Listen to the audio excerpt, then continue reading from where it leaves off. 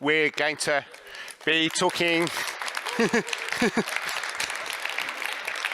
we're going to be talking about the next world order in a couple of minutes, and I've got an amazing panel who I'd like to invite to join me up here.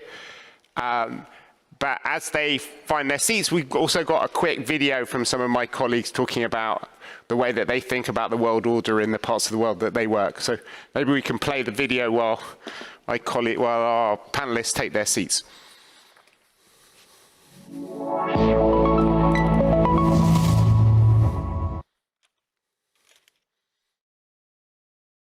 The Middle East is a showcase of shifting global dynamics. As US power, or at least the perception of dominance, has waned, we've seen increased Russian and Chinese influence. But we're also seeing much more assertive and self-confident regional actors. These players are throwing about their own weight in new, more assertive fashion, but they're also very deliberately instrumentalizing great power competition. Rather than being sucked into the logic of bipolar global rivalries, they're asserting their own relevance and also trying to maximize the gains that they can extract from both sides. This new regional multipolarity has really important implications for Europeans, not just because of the regional interest at stake, but also because of what it says about the possibilities of cooperation and competition in the wider global order. For Africa, the legacy of the Cold War looms large. Seared into Africa's collective memory, it serves as the readiest mental map for what the future era of global competition will look like. Then, Africa acted as a playing field for the rivalry of the US and Russia. Now, Africa wants to do everything in its power to avoid that fate repeating. In practice, that means no side taking. The issue is secondary, be it Ukraine or otherwise. It's the principle that matters. This has given rise to a dynamic where the colonial history weaves through the interactions between Europe and Africa. Entreaties from the European side come across as hectoring hegemony, while Europe's faith in its demands is shaken by the burden of historical colonial guilt. Great, thank you very much. So those two videos, I think, are a very interesting story about where ECFRs come from. It was very moving to see Javier Solana, who was the EU's High Representative when ECFR was first launched, and as he said, he was involved in supporting us from the very beginning and has just stepped down from the board after a very long period of time. But he's somebody who helped Europe deal with an enormous set of challenges: NATO, EU enlargement, the Balkans, and developing the beginnings of a European foreign policy and the idea that Europe could be a kind of common actor. But it was very much a Western world which Javier Solana was operating and helping to shape. And I think the purpose of this panel here on day 2 is to look beyond a Western-centric world and to think about how other people around the world are imagining the future of global order. I think there is a very widespread consensus that the war in Ukraine comes at the end of the post-Cold War order, or as Tim Garton-Ash put it, the post-war order. But it's not yet clear what's going to come in its place. I think different players are betting on different models, and many people are looking back to the models of order that we had before 1989. And at the end of the Second World War, there were two central trends which were shaping the world after 1945. One was the quest for independence and the end of empires, and you saw the number of states in the world go from just 50 in 1945 to 150 by the 70s. It's a period of kind of fragmentation of independence. But the other big trend was one of ideological conflict, which divided the world into two blocks, and which was so powerful, actually, that it kind of undermined and instrumentalized a lot of these attempts by countries to become independent. In fact, many of the wars of independence ended up being instrumentalized by the Cold War. And in fact, even the idea of non-alignment showed how important alignment was, because that was the kind of central trend. And I think nowadays you're seeing both of those trends also there. We spoke a lot in the first panel about the increasing competition between China and America, and it's certainly true that the US is leaning in to the idea of ideological competition on the world stage and trying to rally the democracies together to face down what are seen as a kind of autocratic camp in the world. But at the same time, I've just written a piece for Foreign Affairs which looks at the way that Chinese are looking at the world, based on dozens of discussions with Chinese intellectuals. And I think that China seems to be leading more into the other trend, this idea of multi-alignment and fragmentation, rather than thinking that it can win a battle of alliances against alliances, maybe because it's starting with just North Korea as its only formal treaty ally. But I think one of the other things that we're trying to do at ECFR is to understand how, outside of Washington and Beijing, how other parts of the world are thinking about what's going on. And what we tried to do today is to bring together a series of really important non-Western perspectives on the world, so that we can tease out what the strategic imagination is in different parts of the world and how these different trends are going to intersect with one another. We have an all-star cast to help us make sense of this. I'll just introduce them all very briefly, and then I'm going to ask them some questions before opening it up for a wider discussion. Our first panelist is Hina Rabbani Khan, who is the Minister of State for Foreign Affairs in Pakistan. She's had a long and very distinguished career at the top of Pakistani politics. She's a former foreign minister. She's an economics minister. But she's also somebody who I got to know when we were serving on a council on geoeconomics. And I think it's one of the smartest thinkers about how economics and foreign policy and strategy fit together, but also in challenging a lot of the assumptions that Western thinkers have about the nature of global economics and how their policies get perceived in other parts of the world. So absolutely thrilled that Hina's here. Second speaker is Wang Dong, who is professor at the School of International Studies at Peking University.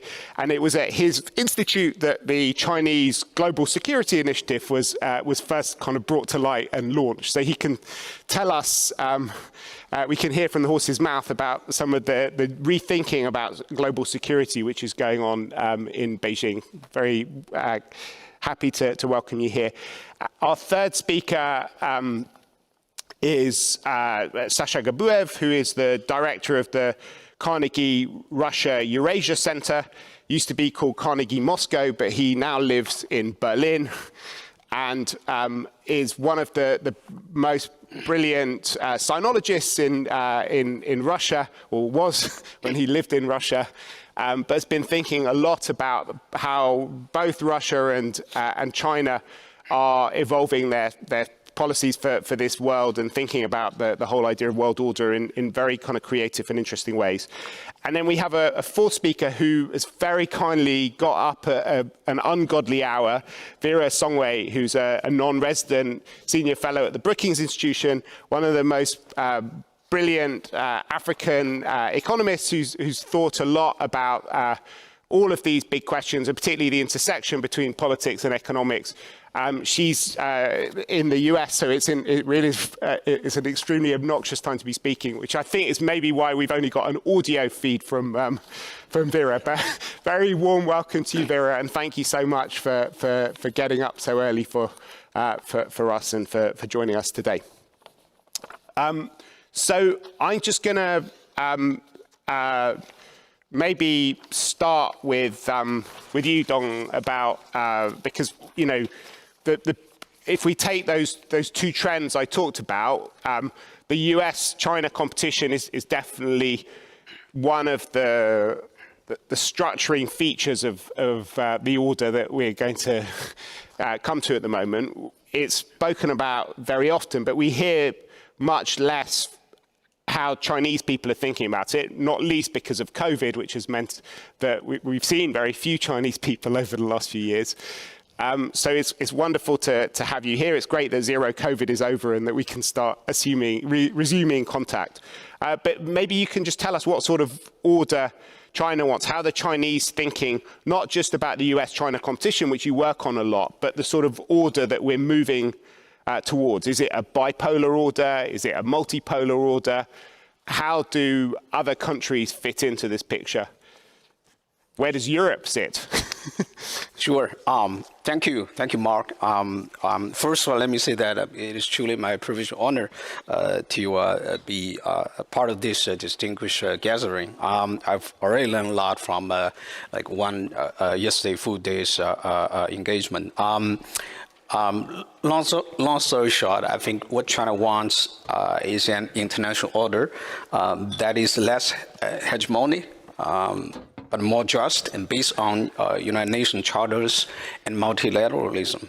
The continued rise of China, of course, has already caused a fundamental transformation of the international order. And Mark, you mentioned a lot of our interlocutors, sort of the inevitable reality facing us, so-called a strategic competition between China and the United States.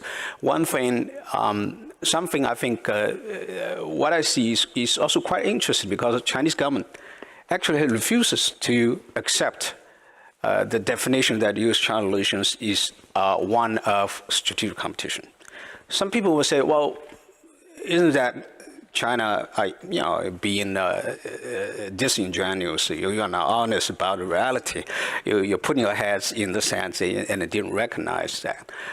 I think my understanding that actually is that China refuses to accept this definition precisely because it understands that the strategic competition really is a code name of a struggle for hegemony. So which is a game actually China refuses to enter. So this gets to, I think, Mark, gets to your question really, what China wants. I think, yes, China is rising and I firmly believe will continue to rise in the years and decades to come. But is China seeking to challenge and replace the American hegemony or leadership or primacy, if you put it in a nicer phrase? I really don't think so. I think, sometimes I'm joking with my American colleagues. Being a hegemon really means that you get hated by everyone in the world.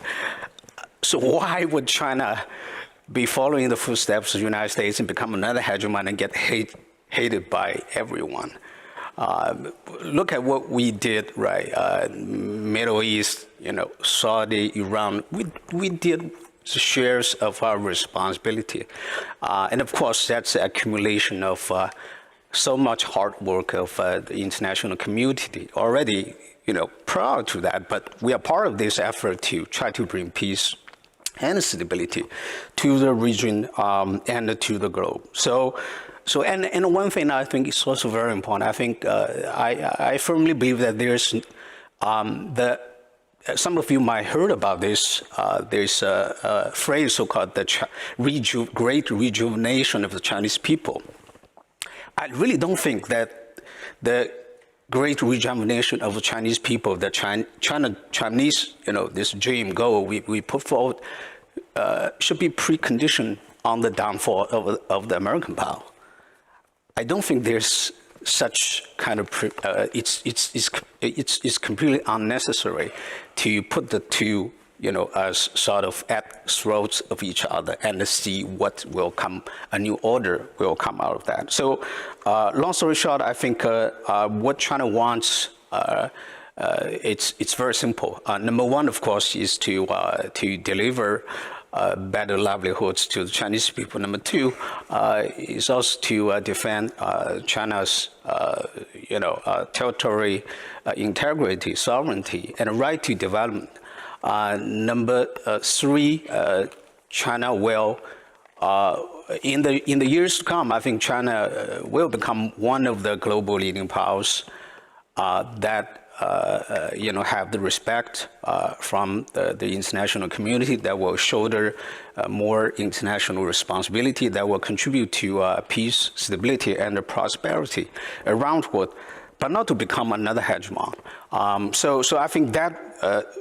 So I will conclude by saying that China will envision a world order that's really everyone will become a responsible stakeholder, and together, I think we try to work hard to bring more peace and stability and prosperity to all sorts of global challenges facing us. Okay, so what you seem to be saying is that China is betting on the kind of key trend being the search for sovereignty, the sort of post-colonial multi-alignment instincts, rather than trying to create a kind of bipolar world, and that you don't think that bipolarity is going to be the sort of key driver of geopolitics in the next period. I know there's debate going on in the academic and policy communities. Some scholars in China and elsewhere, they're actually arguing now there is a bipolar system emerging, particularly in East Asia. I coined a term but 2 years ago in a foreign affairs article I published, in which I said it's not really about the bipolar, but what I call the group of two responsible stakeholders, right? China and United States. So I call it G2RS. It's a nice new name for hegemony. G2RS world, but no. It's not about being sort of two hegemons, but rather. But you are the two largest economy in the world. You cannot pretend you are not. But together along with all other stakeholders, I think we have to strive for a new world order. And I also coined a term I call a new engagement consensus. Really is not based on the assumption that United States wants to integrate China, also called transform China, liberalize China economically and gradually politically, make China look like the United States, and also called usher into the US-led order. That's not, I think, what we are expecting. Yeah. So, Sasha, how does Russia feel about this world of the two great responsible stakeholders, and where do you think that Russia fits into that?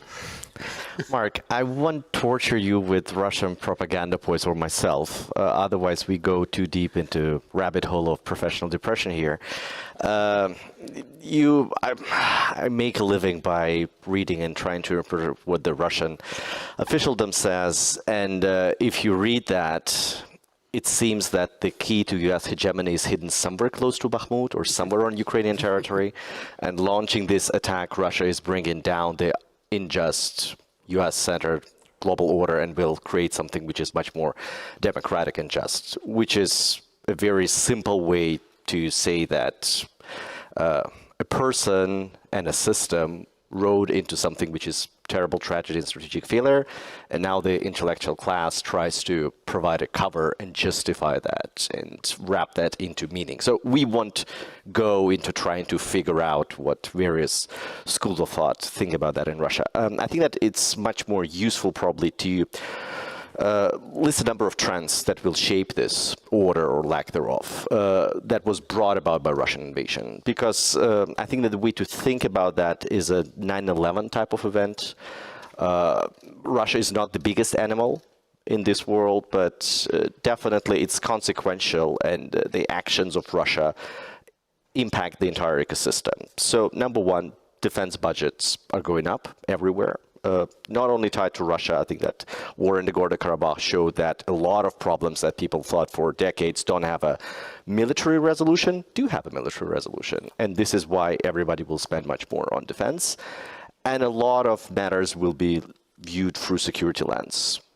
Access to energy, access to food, supply chain, and definitely US-China rivalry is a contributing trend. That results in a perennial dispute about guns and butter, particularly here in Europe. And if I understand the frustration that defense spending is not going up quickly enough, particularly among our Ukrainian friends. But if you look at the current budget discussions in Germany, where I happen to live, it's there. And this is a very real problem where it's going to be either spending on public goods like schools and healthcare, or defense, or we need to print more money, which is probably not the best way forward, given how much money was printed in the previous 2008 crisis and during COVID. That may result in very impactful structural changes among Western democracies as well, which is also important. As Brexit and the events of 2016 might be probably a delayed reaction to the global credit crunch of 2008-2009, the impact of this inflation wave and increased defense spending for Western societies will probably not be felt until 5, 7, 10 years down the road. So we don't know, but that's important. Another point is increasingly dysfunctional global and regional governance. These institutions are increasingly less relevant. The UN, once you try to cancel or deplatform one of the UN P5 countries, don't expect the capacity of the institution to be fortified. Same happens with regional organizations. The Arctic Council, for example, Russian membership is put on ice. Part of consensus building there is that 2 countries are luckily joining NATO, but then we're so surprised that Russia is bringing China in, and Russia and China are now having an intergovernment working group on the North Sea Passage, and we're going to see much bigger involvement of China in development of the Russian Arctic. Arctic Council probably relevant. Many other regional organizations will follow the same path, unfortunately. And then finally, there is a deeper rift between a much more united West, China and a group of friends with Pax Sinica, and other powers like Turkey and others that will be also part of the landscape, and a much bigger divide in narratives, in agenda, and in asks of what shall we do as a global community between the West and the developing world. What does it mean for Russia? Very quickly, Russia will be poorer. Russia will be more insecure because it also will have to spend much more money on defense and trying to rebuild the military. It will be far less influential because a lot of residual power and influence of Russia was based on its inheritance from the Soviet Union. Its seat at the UN Security Council, but it's far less relevant. And Russia will be finally much more tied to China than it would be chosen had it not invaded Ukraine. Great, thank you very much. So, Hina, you are minister in Pakistan, which has played pretty important role in the relationship between China and America. It was the broker of a new relationship between China and America. It's had very complicated and close relationships with both countries for a very long period of time. It's been on the wrong side of some of the foreign policy interventions in your part of the world as well. How do you see not just the Sino-US relationship, but the kind of bigger global order that's emerging from where we are at the moment? Okay, so thank you for reminding us of the role that Pakistan did play. And it seems like currently, everything that we're dealing with right now perhaps has, Pakistani sort of help to that. Because to me, let's be fair, okay? So I'm going to try and break the problem in the bigger picture and then come down to the smaller picture. As a middle power country, as a country which is not in the sort of rules setting order of things, we find it a little bit distressful when countries are once again forced to, say, choose sides. And this whole question of multi-alignment, singular alignment, this line, you refer to sovereignty as a post-colonial reality.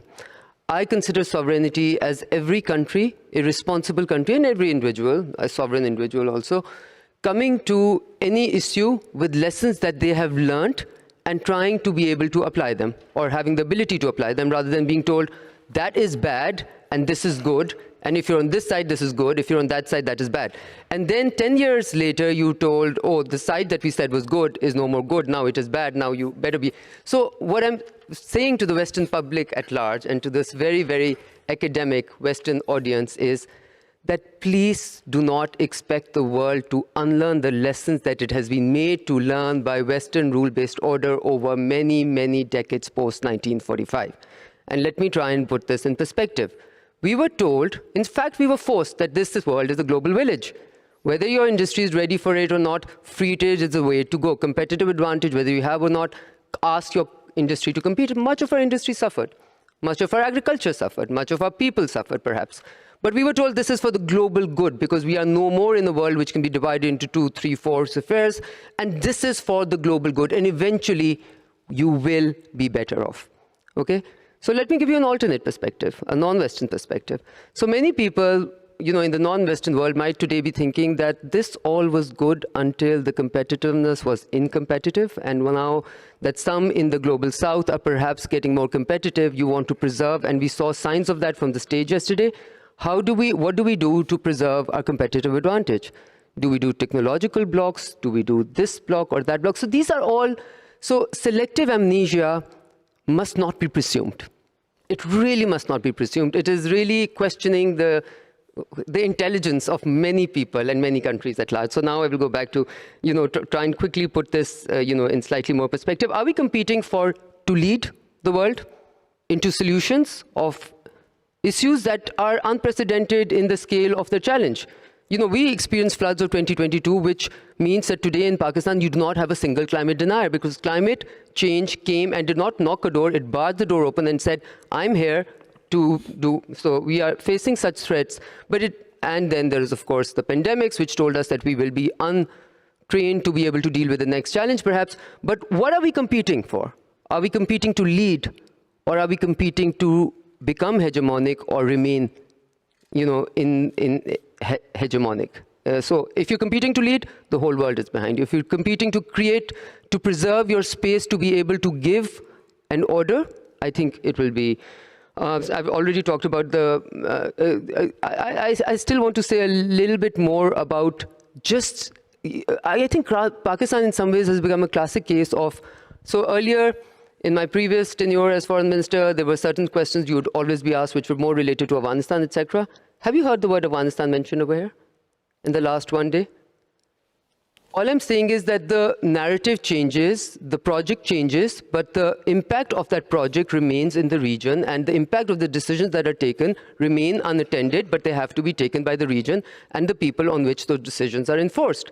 And we all know that we went through interesting cycles of what was the goal at that time. And then we all know that we exited without any conditions or preconditions on what should be the exit conditionalities, right? So it is really important for everyone to understand that what you say is less important than what you do, right? And the world is in some ways a split image of what the West rules-based order asked it to be. And it is. And now you're saying, let's change the rules because it's not really suitable anymore. So people question, people are, and this is by no means. So no country, if you allow me, I'll give you that example. Now, Pakistan is a country which happens to have 60 years of good relations, yes, and cooperative relations with the West. Okay, we also happen to have a neighbor which we've seen to be a source of stability in the region and has been never advocated war even to Pakistan with India or anything else. And we have trade with them and we have cooperation with them and we required infrastructure funding and we cooperated and we have that. So now we're told that, oh, you have to choose. But why? Is that even sane to ask?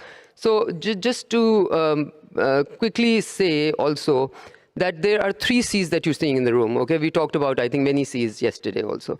So I am very concerned about what started about conversation about we are feeling competition, went into confrontation, and will now go into conflict. And the C that is not being seen at all is cooperation. And the C that we need a lot of in the current scenario is cooperation. So this this threat perception, which is on every side, is far more than it ought to be, in my view, in my very humble opinion, is swerving us away from the threats that we feel as a global community, as humanity. And I do not want to underestimate the importance of that. Countries like us cannot underestimate the importance of that. And therefore, countries like us are feeling very threatened by one thing only, this confrontation. And it is absolutely a threat to, there are many countries like ours which are still have to deal with ensuring that people do have access to education and health. And did we hear about the SDGs also in this room? All I'm saying is that the narrative, I just don't want this world to become hostage to its own narrative, to build a threat so high that then public opinion is another thing that leads a lot of the activity that we do, and then we are swerved into conflict of a type that we can't swerve out of because of public opinion asking us to do so. Great, thank you so much, Hina. I think that idea that for many people in the world, they're more worried about a conflict between the US and China than they are about China or the US is quite an interesting way of reframing the discussion. And you talked about the SDGs a lot. One of the people who's been thinking a lot about the SDGs over the years is Vera Songway.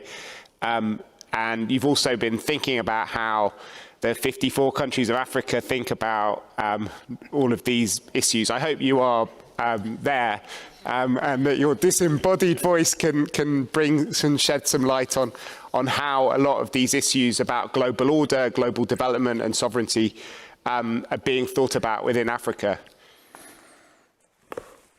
I am here, Mark, and thank you so much. I hope you can hear me. De-stress, take a deep breath, I'm here. So thank you so much. You must be wondering why that. I was supposed to be in Kigali, so I would have been at a normal time, normal space, and I would have been able to join you. Unfortunately, I didn't go to Kigali. I stayed in the US, hence the 3 a.m. Conversation I'm having with you. But I'm really, really happy, first of all, and let me really thank ECFR for including in this conversation a panel, from the rest of the world, right? And to sort of talk about how we look into the conversation with Europe, with the United States, and the global power play. I think three things are maybe just sort of stepping away and looking at the big picture.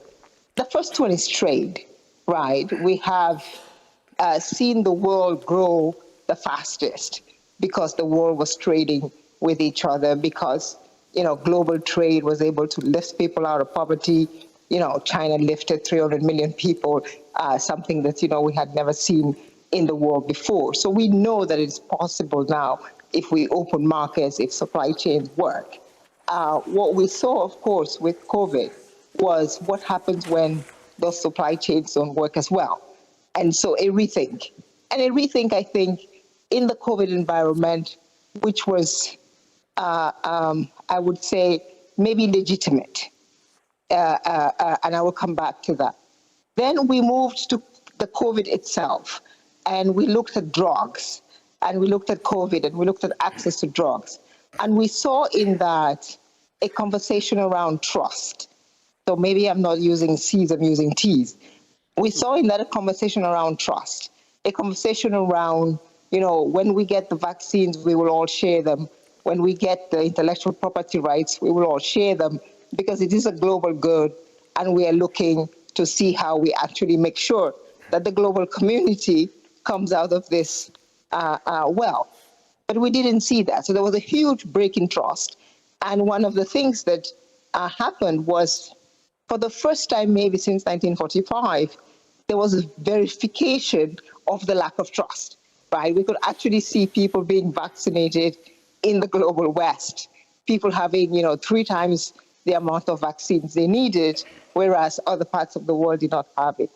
And the third thing, of course, is climate. One cannot talk about, and so maybe temperature, to finish the T's. One cannot finish this conversation without climate. Climate is the existential threat of our time, right? And if anything, the war in Ukraine for me is maybe not so much a war on Russia, on Ukraine by Russia, it's actually maybe a wake-up call to the world that we do have a climate crisis, right? And we would have thought that with that, we would see, and this is maybe going towards solutions, and how we look at the world, we would see, a change in our response, a change in saying, how do we then take this conversation forward in a way that is more inclusive? But again, what we saw was more fragmentation of the world. Rather than bring the world together to say, how do we solve the problem of Europe in a winter? Thank God that was not as cold as it, we all predicted it to be, and so we didn't get the problem. But if we remember, we were all talking about, should Africa have gas? Should Africa do gas or should Africa not do gas? 2 years before the war in Ukraine. When the war in Ukraine happened, we could all do gas. We could actually do coal, lo and behold. Again, a lack of trust, a lack of truth-telling, a changing of the narrative. And I think this is where I go with Rima, is we cannot continuously change the narrative and call it our values. So for the rest of us who sit outside and watch, we are like, what values do we have today, right? It's almost like every morning we wake up, there's a different European and American value. We need to define what that value is. And I believe that they are strong and consistent values. And this is what Africa has tried to put together. First, the African Continental Free Trade Area Agreement. We still believe that trade will be how Africa gets out of, poverty reduction. We are not doing as well. We need to do better, and we will do it on the back of trade. Now we talk about trade and security. But Africa has the minerals. We have the chips war. We have the minerals to do that. We have the IRA. Some people are saying it's non-competitive, but can we look at it in a more competitive way and make sure that Africa comes to the table in a different, but much more forceful way? Can the Africans get together? Today, most of our minerals go to China because the market structure is wrong. Can we change that? Can the Europeans invest more as opposed to just continuously talking about fix your business environment when the FX doesn't work, right? The whole conversation, secondly, on climate. We need on the continent gas. We will do gas. And Africa has continuously, I think the gas conversation is almost like the conversation on the alignment in the war with Russia and Ukraine. There was a lot of consternation that Africa wanted to continue to do gas. And why was Africa doing gas until Ukraine? But I think that if Africa is able to do gas, we can do 13 times more renewables. So we can grow faster, we can grow better, and we can innovate. And the innovation that we can produce working together is clearly stronger. And finally, I think, we share something, China, Pakistan, and ourselves, is the global governance and global financial environment. Pakistan today, like many African countries, has a debt crisis, right? We are suffering from, lack of access to affordable, consistent, cheap, long-term resources. China, provided some of that, not as transparently, let's be clear, as we would like. And we need to fix that. But at the same time, we also need to be able to say, what is the new global governance and finance environment that allows for many developing countries to access the kind of finance it needs? Today, there is a net transfer of resources from the developing world to the developed world. And this is fine because we borrowed Eurobonds. So we're paying, European pensioners. But we're paying them actually, it's more expensive than Chinese loans, at least the transparent Chinese loans, right? We cannot continue to do that. We need to find ways of changing this global financial architecture so that countries like Pakistan, so that countries like Ghana, so that countries like Nigeria can do much better. Because if we don't do that collectively, we have a migration problem, whether it's in the United States, whether it's in Europe, whether it's in, actually even in Africa. We will see people going down to South Africa, going to Nigeria. We cannot manage that if we are not able to change the structure, build trust, innovate, and fix the global financial governance. It is going to depend on trade. Trade depends on access to finance. And so finally, of course, I'm an economist. I come down to saying it's all about finance. It's all about economics. It's all about markets, and we have to make them work better and more transparently. Great. Thank you very much, Vera. We've got lots of people here who've got views and questions that they want to ask. So I want to make sure we make a bit of time to bring in some voices. But also the purpose of this panel was to get out of the psychodrama which Europeans have been in for the last year and to look at the world from beyond the West. And I think we've had a very good reorientation of our lenses and a very good picture of how a lot of the issues that we've been grappling with fit into a kind of bigger picture. But it would be interesting maybe at the end when I come back to the panel to think a bit more about how you see Europe developing its role in this much more complicated multipolar world. But so maybe you can all think about that, but before we come to you to do that, I want to open up the discussion to ECFR Council. And so if anyone wants to make a point, we start with Timothy Gartnash at the back. He's got the mic, but if other people can put their hands up and maybe we can get a mic to this gentleman here. And please all put your hands up. Tim.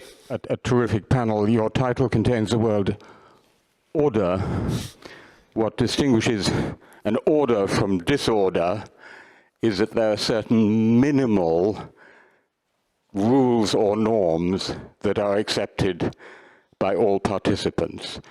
What, however minimal, shared norms or rules do you think are accepted today by China, the US, Russia, and middle powers such as Pakistan or Turkey, for example? Brilliant question. Do you want to come in next? Scott Young from your Asia Group.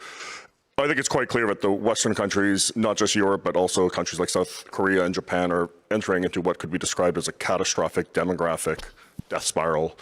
Aging populations, negligible birth rates, and in some cases, entrenched anti-immigration rhetoric.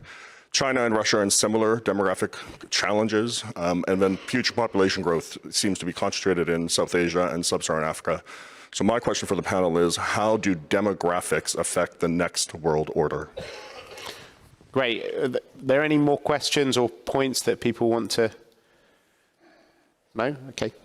So those are two very good questions. Why don't we, who wants to go first? Hina? Forced to go first. Happy to do that. Okay, first of all, I think obviously, Timothy has a brilliant question. Nothing less could be expected. But I would not be able to give you, in my view, and mine is not an academic view at all. It's just like a policy observer view. One that holds true for everyone. I think there's a lot of cherry picking happening all over the world, including by the US, including by China, including by countries like Pakistan and Turkey, and everybody professors. So it's interesting because as a listener and a hearer of professed values and attachment to it, I often say, because having gone through too many meetings where every country is putting their view forward, that when you look at people's stated position, every country in the world has the same stated position, right? Everybody wants rules-based order. Everybody wants fair competition. Everybody wants to do well for its people. But it's how we do that, the choices that we make, in the exceptions that we make. And that is truly, in many ways, if there are two things which are endangering our perception of the world, order, it is two things. It is the exceptions that we make in implementing those rules elsewhere. It is the exceptions that we make between our friends and foes, even on things like human rights. One country is important as a net security provider, all sorts of human rights abuse will be looked away from. But one country is the competitor and all sorts of human rights abuse will be grandiosely sort of projected and promoted. Yeah, so I think there really isn't one way to go. And on the demographics, I think the demographics are, frankly speaking, very responsible for, in some ways, challenging what we know to be orderly. And a lot of disorder may be the new order. So I fear, like, every time we want to talk about which new order, the new order may not be very orderly, right? And I think a lot of things tell you that, social media, everybody. Earlier, you needed a cameraman to capture something. Okay, so everything has changed, but the order remains the same.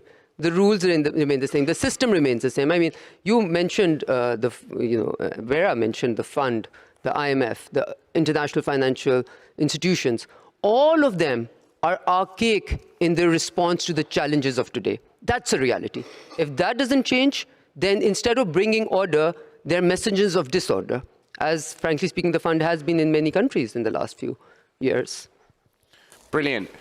On the demography thing, Vera, you've probably been thinking about that a lot. And unfortunately, when Europeans think about Africa, it's often in demographic terms first. It's one of the ways I think the Europeans may be falling behind the rest of the world, who look at Africa as a source of innovation and growth, and have reimagined the role that it could play. But what's your take on that question?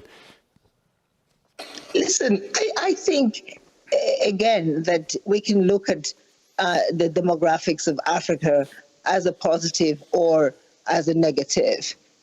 We saw, what Germany did with Turkey and how that has actually helped Germany survive economically and continue to power Europe into the future. So we know that migration, well done, can actually be a positive for both sides, right? However, I think that for Africa, what we need is not just to talk about this huge demographic bulge. This demographic youth have to be educated, right? They have to also grow in an orderly system, which means that, leadership has to be present, which means that they have to have visibility into the future. You cannot be a youth today in Zambia, stuck in debt negotiations for 5 years so your country is not growing, and have a positive view of the rest of the world, let alone of your own space. So essentially, for us to be able to take profit of this youth, we have to invest in them. Where we can invest, we're doing well, but where we cannot, and we've seen that in Latin America, right? If you do not invest in the youth, we create then time bombs for continuous unrest. And we do not want that on a continent that is essentially going to power the world. By 2050, 1 in every 4 people walking on the world will be from Africa. So we need them not just to be people walking around. We need them to be contributors to economic growth and to a peaceful society in particular. So I think that's where, looking again at how we look at this question of, and actually, migration and population growth on the African continent. There's huge migration within the continent before we talk about, North Africans maybe going to Europe, and many of the Southern Africans are going to the United States. But I think that's where I go back again to the African Continental Free Trade Area Agreement, the need to build industry, the need to stand up our manufacturing capacity, our service capacity, and to do better is going to become increased productivity, of course, is really going to become how Africa serves the rest of the world by serving itself first in training its innovative, I think, high energy youth core. Again, it goes to financing. We need to be able to provide some financing for them to do that. I don't know whether Dong or Sasha, you want to answer either the demographic question or this question about what minimal rules we could get a consensus on. Sure. I'll be very quick. I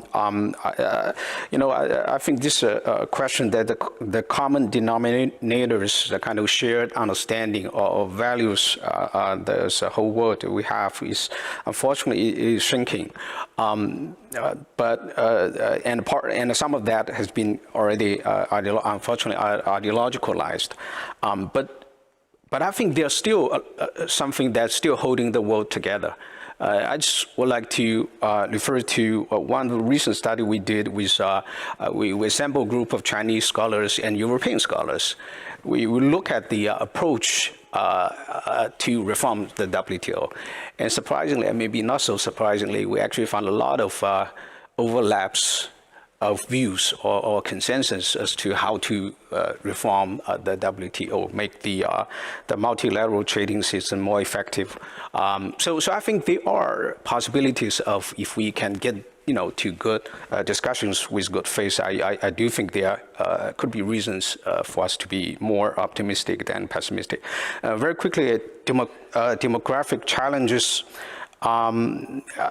There's no doubt that China is among one of the countries, many countries now facing this great challenge. So this also sort of become the background condition or contextual factor for us to think of this question. Sometimes I have this discussion with my Chinese colleagues. So is this so important that for China to, overtaking the U.S. economy in terms of GDP, in terms of size of economy, is this so important thing? If you think about this, maybe not really.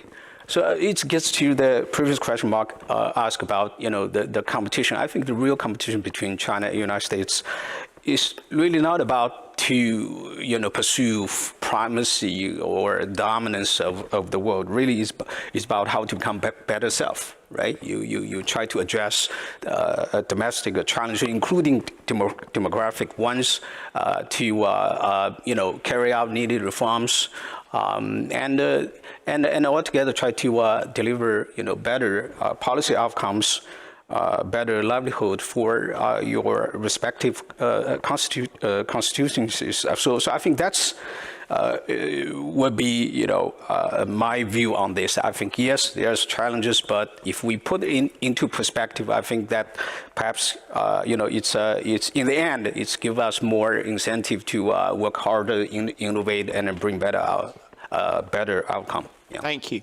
So, Sasha, some people have argued that actually the kind of deep cause of the war in Ukraine is actually this demographic terror that Russia faces, and that one way of actually remaining a power demographically was literally not by expanding Russian territory, but by expanding the population. Do you think that that's a crazy idea, or do you think that kind of idea about the impact of demography on order could be quite a fundamental driver, not just in our bit of the world, but in other places as well? Well, if that's the case, as with many other justifications for this war, the outcome is much worse for Russia. I'm not saying, but do you think that it is one of the motivations? I mean, it's obviously very difficult to get into Vladimir Putin's brain, and I know you don't live there, but it would be great if you could. Even if I lived there, we had multiple people with a lot of access in the Kremlin who argued, and I think that they were well-intentioned and real, that the war is not happening right before February 24. So living there and being in the Kremlin, we joked about Sergei Lavrov yesterday, like what's the time that he knew that war is actually plan A. And I think that my part of explanation would be the terrible and miserable self-isolation experience of Vladimir Putin during COVID. It's not demographic, but it's definitely a detrimental blow to the Russian demographic outlook, which was not great anywhere. But we have about 1 million of migrants out of Russia, me included, but also people who would create much more value to the economy, engineers, IT people, like many people who live either in Europe or Latin America or in the US.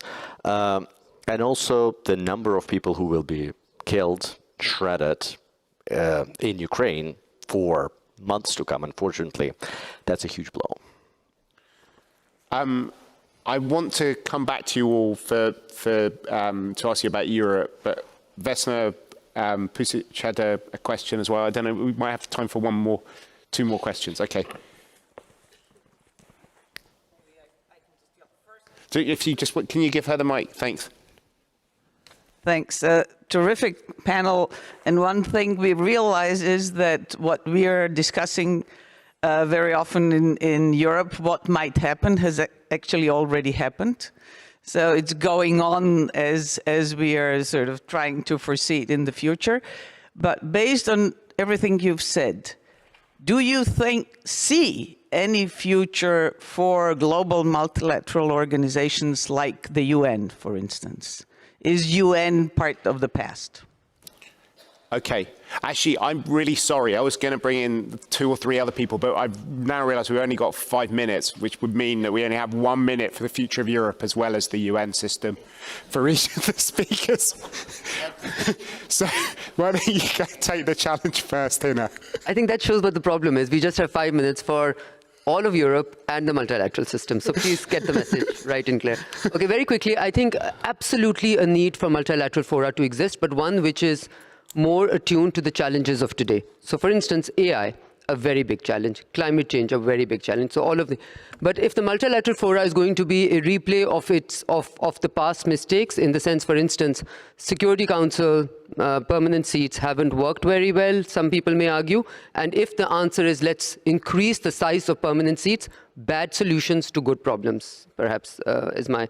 On Europe, very, very important question, Mike, because I think what is happening, what I feel very challenged by or threatened by as an observer outside of the space where all the decisions are made, across the Atlantic and elsewhere, is that Europe, because of whatever happened in Ukraine, and clearly nothing good happened there, I think we all agree, has been forced to or has come to a point where it has completely lost its strategic space to be able to do the right, to be able to ask the right questions and have a little bit of a strategic pause, and is now in the run to match penny to penny, dollar to dollar military spending, and has unlearned many lessons that not only helped Europe become what it did, of interconnectedness, of plurality, of working together, which was a lesson for countries like us. I used to always give the example of the European Union for SARC and say, look, this is how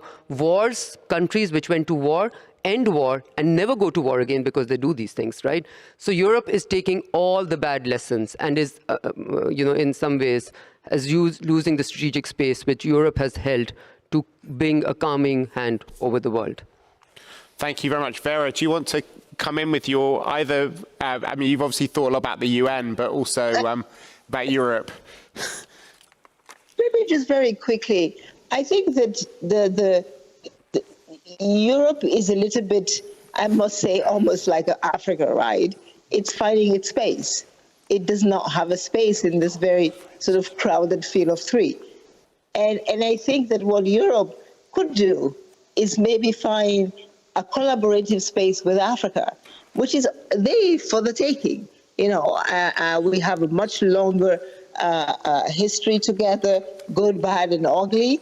But we can build on that history, and I think we're losing the moment. So, sort of the US is giving the lectures, Europe is taking them sometimes reluctantly so, and then giving the lectures to Africa.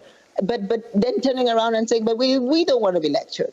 So I think what we could do maybe is have a more honest and strategic conversation between Africa and Europe that says, how can we collaborate better on AI? How can we collaborate better? Europe has always been the standard setter on laws, regulations. You guys are doing fantastic on antitrust, on the whole sort of privacy, data privacy and those things. We have the minerals. Come and invest. We can do electric vehicles tomorrow morning much faster and together be leaders. We are going to have that population, 6 trillion cars that we need to put in the markets between now and 2050. You in Germany have the technology in France and all of those places. Where are we fighting IRA? Can we do something within Europe and Africa that creates the jobs, lets you, use your intellectual capacity and us, our people, to create more jobs and build prosperity for both? I think those are the kinds of things we should be thinking about. How can we collectively, together, do climate change so that it's better for the rest of the world? I think on the peace front, Europe must be the beacon for peace. And we must, at some point, start talking about, in 5 years, where is Russia, Ukraine? And how does the rest of the world learn from it and move forward in a better way? I think this is what Africa is looking for from Europe, and I think what Europe actually has the capacity and the ability to do. Sasha, what's your answer, your final word? On Europe, I think that it's understandable why Europe wants to celebrate its unity, its amount of help to Ukraine, and it's definitely something that Europe should be proud of. The problem is that war is not going away anytime soon, unfortunately. There is no silver bullet that will fix Vladimir Putin's problem for you anytime soon. And that's going to be an unsatisfying, grinding mess that is there for Europe to manage in a smart way. You will have Ukraine with security provisions on your shoulders. You will have reconstruction piece on your shoulders. And you also have your own security provisions. Given Russia's drift towards China's arms, the border between the collective West here in Europe and Pax Sinica will be hundreds of miles away from here, where we sit. And that is a challenge in itself, but then keeping the public in sync with the governing elites to understand them why you're spending money there and not what the people want will also might create some cracks that need to be very, very carefully looked at and addressed down the road. Great. And Dong? All right. I have 4 sentences. I will try to finish in 1 minute. Number one, I think it's absolutely essential that a multilateral forum, I think, remain the essential part, should be remain the essential part of our imagination, our vision for future global order. Number two, I think, but we should also be honest about the mounting global challenges facing us, and therefore the recognition that a lot of the multilateral forum system needs to be, adapted to the new challenges, to be reformed and innovate. So here I just bring up as example. I think the Asian Infrastructure Investment Bank is one of the initiatives that the collective initiative I think could be a good example. Number three, I think Global South definitely absolutely needs to be part of this conversation and be brought to the table and as part of the collective decision-making, solution-finding process. And number four, Europe, I think from what China sees, Europe is absolutely among the most important leaders, players in addressing all sorts of the global challenges we just touched upon, climate change, be the global development, etc. And China, of course, will be ready to engage and partner with Europe to tackle all those challenges together. Great. Thank you very much to everyone for an amazing panel. We are desperately trying to make sense of the world that we're in at the moment, and also to rethink some of the dilemmas this poses for the EU, because we had bet more fully than anyone else that on the end of history as Europeans that we were entering a new period where military conflict would be replaced by the rule of law, where interdependence could turn former enemies into friends, and where global cooperation would be the defining leitmotif of global politics. And we are now moving from being a peace project to a war project when we think about European integration, and trying to work out how to keep hold of a lot of the idealism and the values and the success which lay at the heart of the European project, with the fact that Europe's role in the world is obviously transforming, and that we're now entering an era where many other powers want to shape their own futures that don't necessarily buy into the legitimacy of the institutions which were created at the end of the Second World War and at the end of the Cold War. And I think it's going to be a very long and a complicated process. But the only way we can do it is by being open-eyed and honest about what's going on in the world, trying to understand the perspectives of others. And that's why we're going to be seriously expanding the work of all of our geographical programs. And I hope that the sort of debate that we started here today will carry on running through all the work of our different programs. But it can also be connected with some of the big challenges that we're facing, whether it's on climate and energy, on AI and these pandemics, these other global problems that we're seeing. And I think that was one of the the most frightening things about this conversation is that we haven't found a way of articulating the way of dealing with these collective problems for us as humanity, with the increasingly fractious political competition and the introversion of a lot of the different countries that are trying to reassert themselves and find sovereignty. But our panel did an absolutely wonderful job, and would like to thank them. And I think Vesta's going to talk about what happens next now. But thank you very much.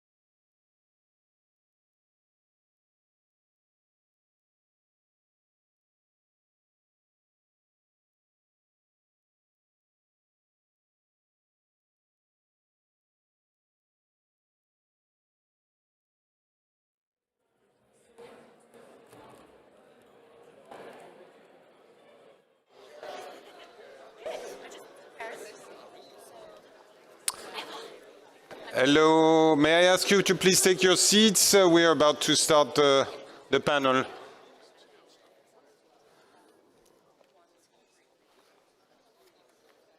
So we give an extra 15 seconds for everyone to take their seats. I'm good. So let me welcome you to this next panel, which will try to address the profound transformation of the European security landscape. With Russia's war on Ukraine, undermining the very principles of what established peace in Europe in a way more than 50 years ago. We're not simply talking about the post-wall period, but also the post-Helsinki period that is there.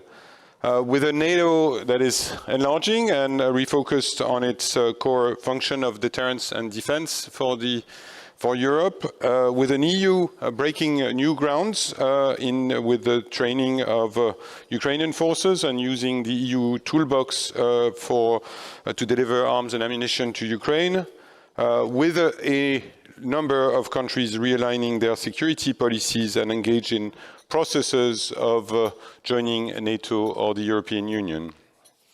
So to steer this discussion, ECFR has assembled a stellar panel covering a broad range of experience and perspective.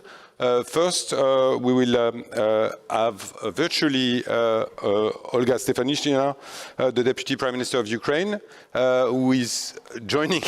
We are at the moment trying to connect, but we are very grateful, obviously, for her being on this panel virtually in this critical moment for Ukraine. I'm also extremely grateful to Paul Johnson for joining us, and I understand straight from a plane from Asia, so you're not only bringing a European perspective, but an Asian perspective, an Indo-Pacific perspective in this conversation. We'll have Nicu Popescu, well known to the ECFR crowd, but in his capacity as Minister of Foreign Affairs of Moldova, and a few days after the Chisinau summit, so I think it's a very interesting moment. And finally, Ulrike Franke, last but not least, our dear ECFR colleague, jumped in to provide a bit of a not only German, but a perspective on what is it that the Europeans are doing and what they could do better. So on this note, and assuming that we are still trying to connect, maybe I'll turn to Paul first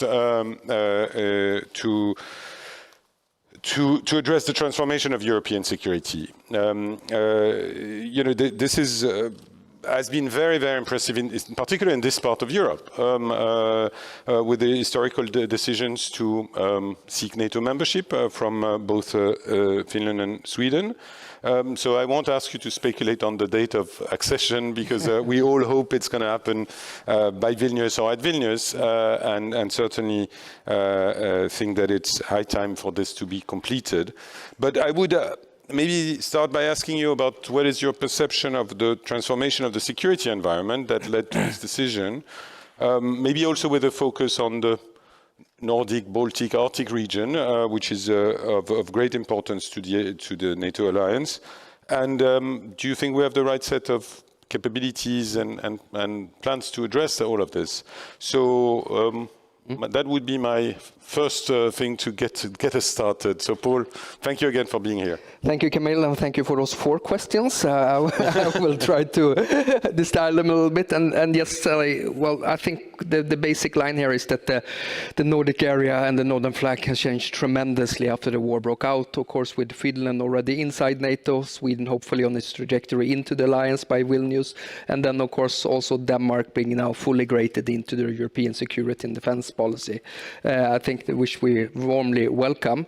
So what were our conclusions in regards to this? I think there were several important lessons we drew. I always say that this started to a certain degree on the 17th of December 2021, when Foreign Minister Lavrov presented this legally binding security arrangement treaty or architecture, and of course stating there will be no further NATO enlargement to the east, i.e. that Sweden and Finland will no longer be sovereign nation, having the right to choose their own path to security, security, and thereby officially also being part of Russian sphere of influence. That was totally unacceptable for us. The second, I think, defining date is, of course, on the 24th of February when the war breaks out. I always say to those that are shocked when that happened, that's the failure of imagination. But what I think the conclusion that many drew was that Russia has a larger appetite for military and political risks than many thought would be likely, and also that there is obviously a difference between partnership and membership into the alliance. And we, of course, saw Ukraine being a partner to NATO and not being a member, and that makes a difference. So if you want to have access to Article 5 and NATO's common defense planning, you better join it. If I just can say join the alliance. So I think being military non-aligned and living next door to Russia, I think is increasingly difficult, to put it mildly.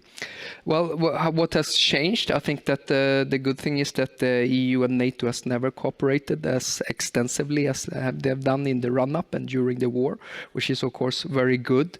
I think you see a certain natural division of labor right now. I think NATO is on its right to the trajectory with the defense and deterrence agenda, with the new force model, and also the regional plans, firmly vested in Article 5 and collective defense. And the EU is provided additional security also through everything from the European Peace Facility, EU MAM Ukraine, and everything that is thus on the defense industry market. I'm thinking about the DIRPA and also ASAP and reviewing the defense industrial base. So that, if I... Thank you very much. May I just push you a little further on the EU-NATO dimension? You rightly pointed that part of this series of decisions in the region was also the Danish decision to lift its opt-out of CSDP. It also means that because the 4 Nordic countries are now well established in both organizations, how do you see this, what could be the next steps to take this cooperation further? Because, of course, the EU has been sort of opening completely new ways of working. And I think we're in a very interesting moment from this perspective for Europe. So what would be your, as a sort of soon new member of NATO and a key player in the EU environment, your approach to all of this? Well, I for one think that our full-fledged NATO membership is actually also going to make us stronger inside the European security and defense policy, or the common security and defense policy. And I don't really see a zero-sum game between a stronger EU and a stronger NATO.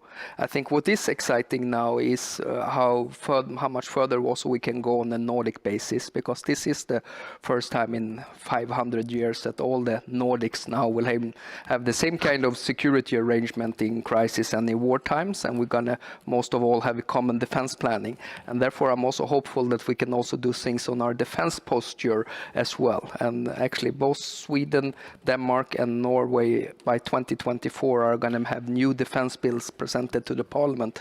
And we try, as Sweden now is also sharing this NORDEFCO cooperation, we're trying to see what we can do on the regional planning, but also what we can do on our force postures, and if we can deepen our cooperation and even have a mild division of labor among us as well. Thank you very much. It is indeed very interesting, and I always stress to audiences in France, Germany or the UK that, for instance, Air Force cooperation is de facto building with 4 countries an Air Force that's going to be larger than the German, the French or the British Air Force. So it is something that we need to pay attention to. Maybe let me now turn to Niku and of course, hard to think of more of a frontline state than Moldova in the current environment, with a very direct and dire consequences of the Russian war in Ukraine on your country.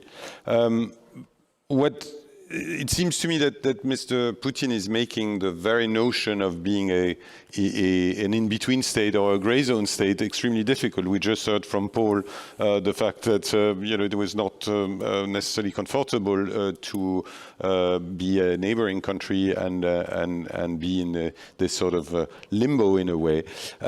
You've been very, very instrumental in approaching this in the establishment of the European political community as a tool to deepen the political dialogue. How do you see this situation evolving today? Of course, our geography is much less comfortable than the geography of most states in Europe, except Ukraine. This geography got significantly worse in the last 16 months. And if you just look at the map, then of course one of the most shocking parts for our country in the first days of the war was of course the war itself, but also how quickly the Russians have advanced along the Azov Sea. And if you look at where the front line was before the 24th of February, it was running through Shirokine, east of Mariupol, and the stretch from Shirokine to Kherson, which was taken within a week, is around 470 kilometers, and from Kherson to the Moldovan border is 280 kilometers. So at that rate of advance, of course, all the scenarios were being analyzed, and not many of them were very reassuring and comfortable. Luckily, Ukraine has resisted. Ukraine has proved strong, and Ukraine has been able and capable of liberating some territories. And Moldova is peaceful today thanks to Ukraine, thanks to the capacity of the Ukrainian army, society and leadership to stay strong. So for us, the primary and crucial foreign policy objective, if you want a security policy objective, is to tell everyone to continue supporting Ukraine as much as everyone can do, militarily, economically, because this is how we can return Europe to a degree of normality. The impact on Moldova was coming in, in multiple ways. Of course, our security is and has been seriously affected. I remember right before the war, with the treaty change, we were consulting with Sweden and Finland in our mutual dislike towards any type of external constraints on the freedom of choice, on whether we want to be neutral, non-aligned, or something else. And we insist on this, on this sovereign right to decide what you do and how you arrange your security arrangements. Of course, today Moldova is not militarily threatened, but as I said, thanks to Ukraine. But then besides that, we get the full spectrum of problems, the full spectrum of hybrid war activities and threats, cyber attacks, disinformation, fake bomb alerts, attempts to destabilize domestic politics, electricity supply problems back in autumn, we had several missile incidents when the Russians started bombing the Ukrainian energy infrastructure. We had several missile incidents with missiles crossing our space. We had blackouts because of the Russian bombing in Ukraine, where we had a dramatic reduction in gas supplies. We've coped well in the last year. It was the first year when Moldova did not use any Russian gas for heating, for example. We've maintained peace and stability and calm on our territory. There's a separatist region of Transnistria. We've been able to maintain calm around and in that region. We've been talking to the local separatist authorities to make sure that whatever differences we have, and we have a lot of differences, and talking to them is never easy, but there's a mutual commitment on both sides of River Dnistru to manage our differences through dialogue and calm, and we have managed to do this so far.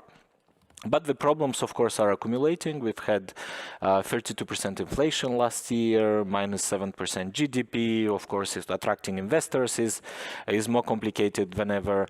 We have some successes. We have some French companies moving into renewables, Danish companies opening up shops for robotics in Moldova. So it's not entirely doom and gloom, but of course, it's more complicated than it was before the war.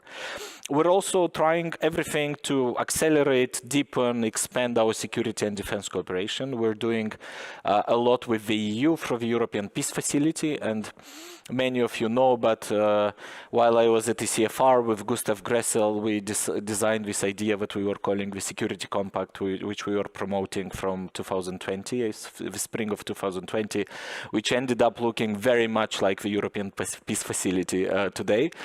So we've been doing a lot through the European Peace Facility with the EU. For last year, the EU gave us an amount of funding for our military that equals our military budget for last year. In the meantime, we almost doubled the military budget for this year. The APF is continuing. We're talking constantly to NATO. Just this week I was at NATO. In April I was talking to NATO. I've seen the SACEUR back in December. We're invited to the summit in Vilnius. So for us, NATO is also a force and a partner that helps us keep stability and calm and our country at peace. And of course, Romania plays a special role in everything that is Moldova's, keeping Moldova part of the free world. And of course, that also applies to security and defense issues. And I think Sweden, before before moving to NATO, had a degree of positive ambiguity where it was always believed and possibly hinted at that if there's problems for Swedish security, Sweden would not be alone.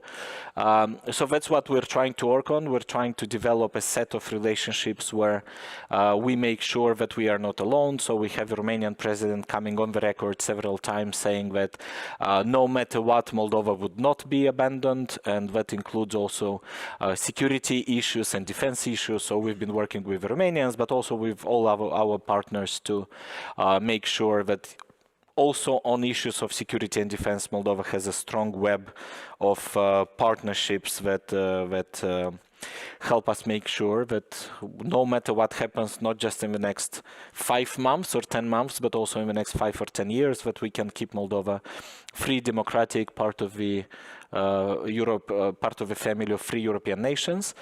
And of course, a key part of all of that is our EU accession track. We've been progressing quite well. We've been implementing what needs to be implemented to fulfill the European Commission recommendations on becoming a candidate country and starting accession talks. So that is on the right track. Last week in Chisinau, also Ursula von der Leyen said that we've demonstrated amazing progress. But our task and hope is that by the end of this year, we could get an endorsement, a recommendation and an endorsement from the Commission and the EU member states that we can start accession talks. That's in a nutshell our context. Which is a very, very both demanding and incredibly also evolving context in many different ways.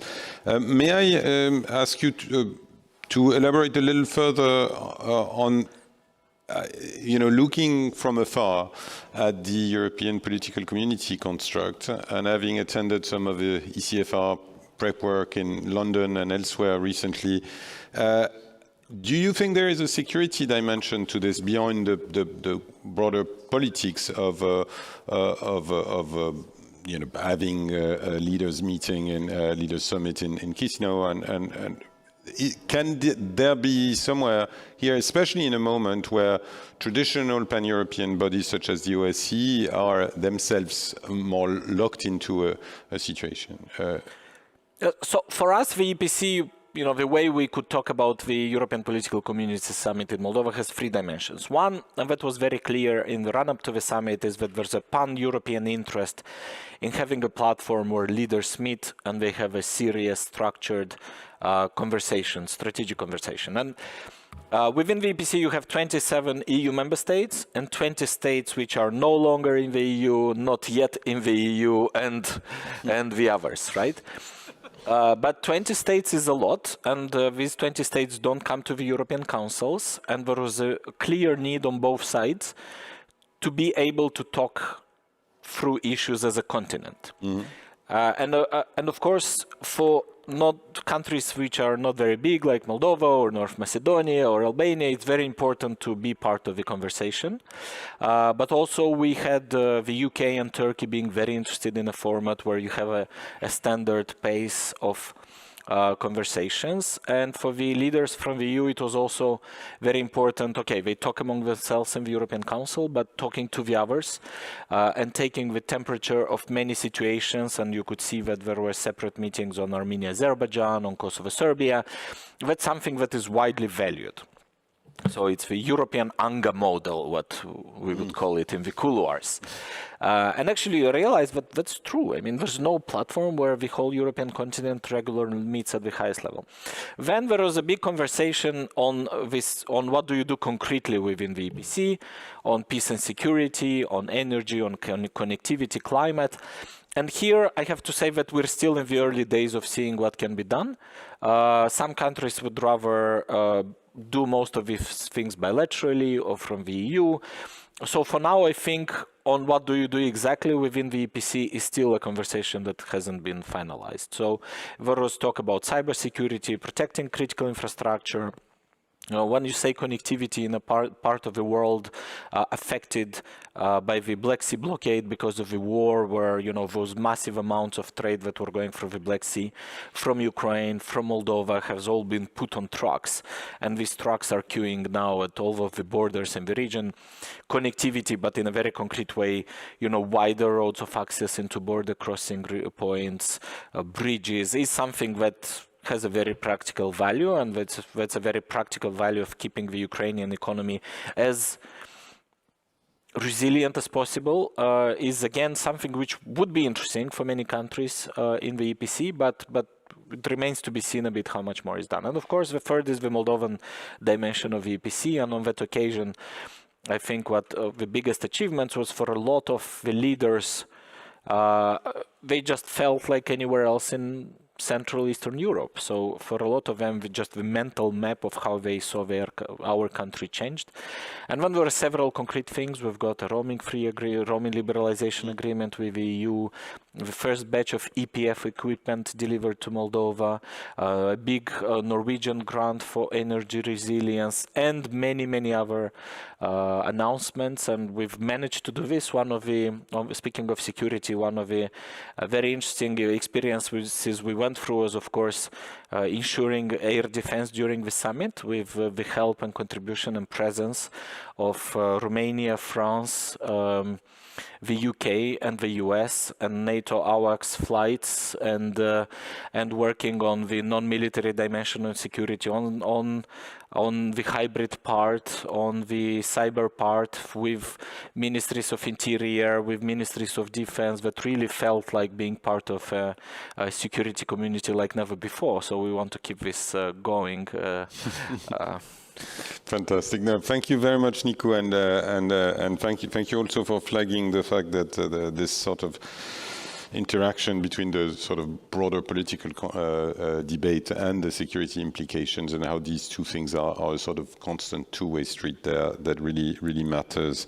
We will be certainly coming back to you, but let me turn to Ulrike to provide us maybe with your sort of bold researcher assessment of how did the Europeans perform in this environment. It's been fascinating to see the adjustment of many defense policies. We were just discussing about the Sweden and Finland, but even the countries that were party to NATO and the EU before are transforming their defense policy.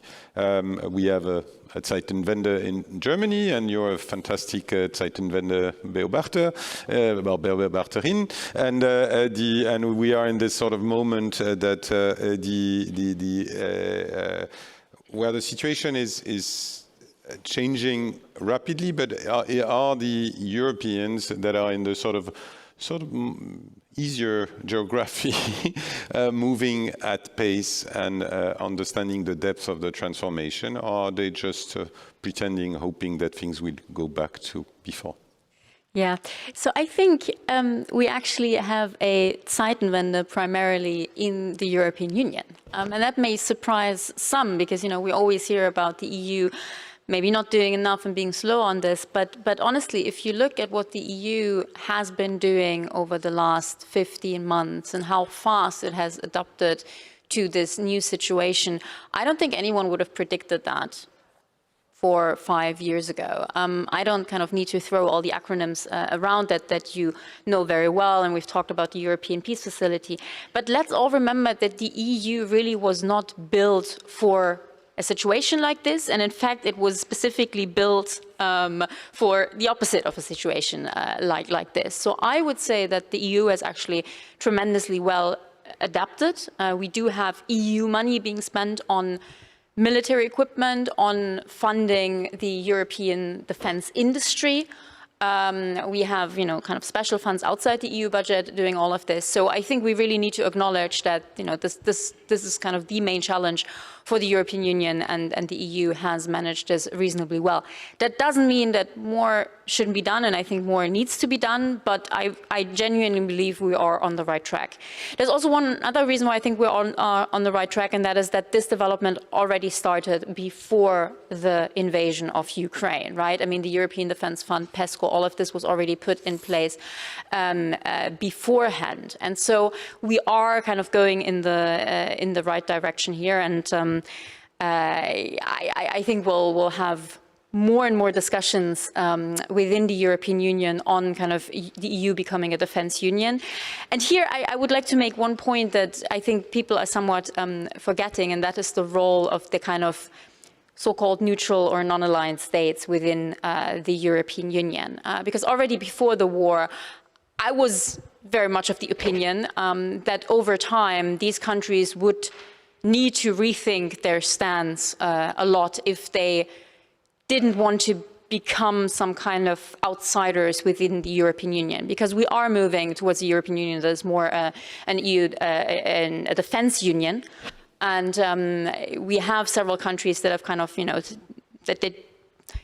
that don't want to necessarily be part of this, but they are part of the European Union, so they will need to reconsider. And now we have the war in Ukraine, of course, and we have Finland that has very much abandoned this position, Sweden that wants to join NATO and hopefully can do soon, Denmark that also, which wasn't neutral and non-aligned, but had a kind of special setting with regard to European defense cooperation, which has changed its views, which only leaves a few countries, namely Austria, Ireland, Malta, and Cyprus within the EU that are kind of positioning themselves outside of this. And so I very much predict that this is going to be a discussion we'll have much more going forward, and I hope that we at ECFR can also kind of contribute to having this discussion and make this work for both the EU and the national level. And yeah, coming to the national level, because of course there's kind of EU and Brussels level, and as I was saying here, I honestly, I'm rather positive. But on the national level, of course, defense capabilities, military capabilities are still very much happening on the national level. And most countries really have also had their own kind of Zeitenwende moment with the invasion of Ukraine. Of course, some already were thinking a lot about this. Some, like my own countries, were kind of somewhat rudely waken up through this invasion. But we are seeing changes there. Now, the big challenge for me, in my view, is how do we keep the momentum going that we are seeing? So take Germany. We had the very bold speech by Chancellor Scholz 3 days after the invasion, you know it all. We had a lot of kind of momentum immediately into the war. We have the 100 billion fund. I don't need to repeat all of this for you. But then it kind of felt as if it got stuck. Now we've kind of restarted the process, in my view, also with a new defense minister. But it's not just Germany that will need to keep this going if it is to yield results. I'm also thinking of Poland, which has put which has an enormous ambition when it comes to military capabilities, and you look at the numbers and really are amazed. But there is a question of how are you going to fund this in the long run, and will you be able to keep this up? So for me, this is really the moment for bold politicians and politicians that are willing to lead and guide these processes, and also guide the European populations through these changes in geopolitics, and remind them that this whole returning to normal, as Camille was just saying, is not going to happen. That this is the new normal. The idea that somehow, once this war ends, hopefully soon, hopefully the right way, we can go back to the normal that was the 1990s, that ship has sailed. And I think that's something that needs to be communicated to the European populations very, very clearly. And this is the role of national governments and national political leaders. Whether or not they're up to the task, well, we'll see. There are some who are more hopeful than for others, but this I think is the task that is at hand, and you know, to some extent also a task for at least some of you here in this room. Ulrike, may I maybe shift gears, and I will want to bring Paul into this conversation as well.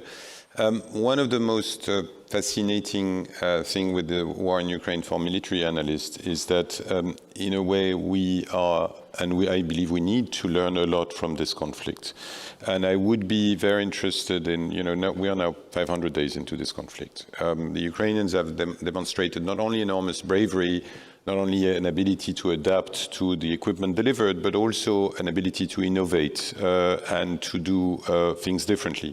And I would argue that for the partners of Ukraine, for NATO, for the EU, we're going to have to learn from the Ukrainians, not only to lecture the Ukrainians as they move closer to these organizations. So what would be your take, you know, of the sort of lessons from this, including in the technology domain, because I think you've been working a lot on this, and it's really fascinating that's because it's a bit of the hidden story, because of course when we look at the images it looks pretty much like World War I or World War II, but isn't it very much a 21st century war? Sure.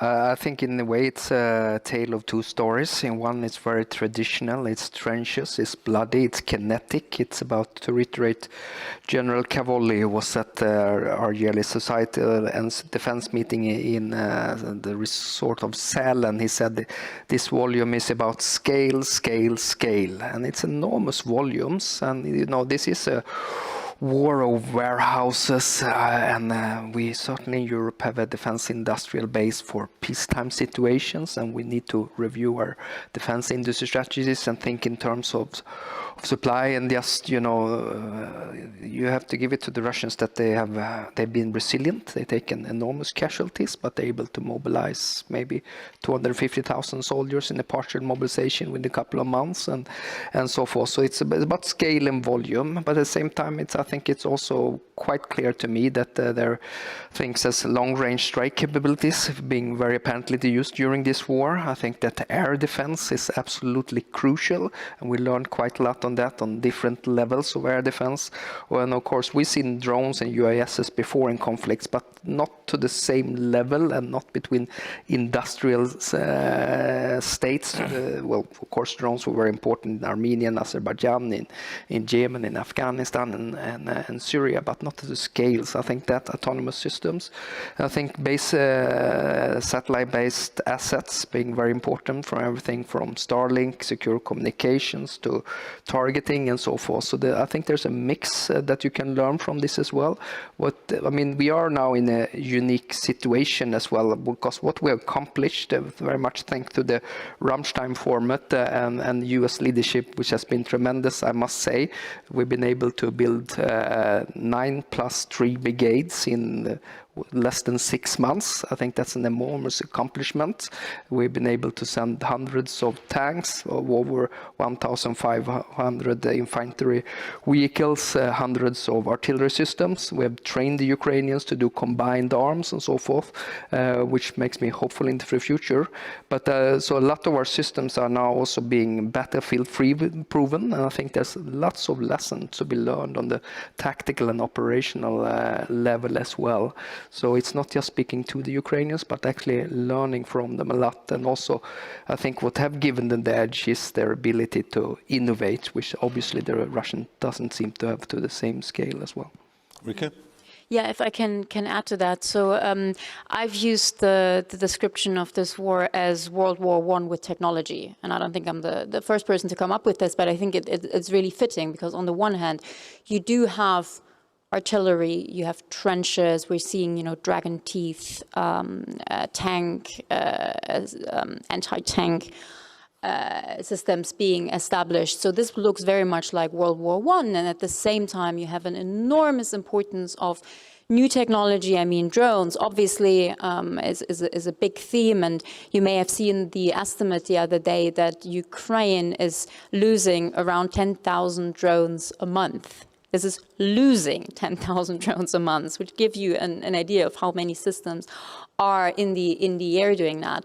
But also maybe more importantly than this hardware, which is what you can see, is the kind of the more hidden, the kind of software aspect of this. Because what we're very much seeing is how new tech, software, AI to some extent, is improving legacy systems, existing systems, and is making them better and faster and more efficient. And this is not the kind of, Terminator new system on the battlefield that many people have been waiting for, but it has a huge impact on the military operation.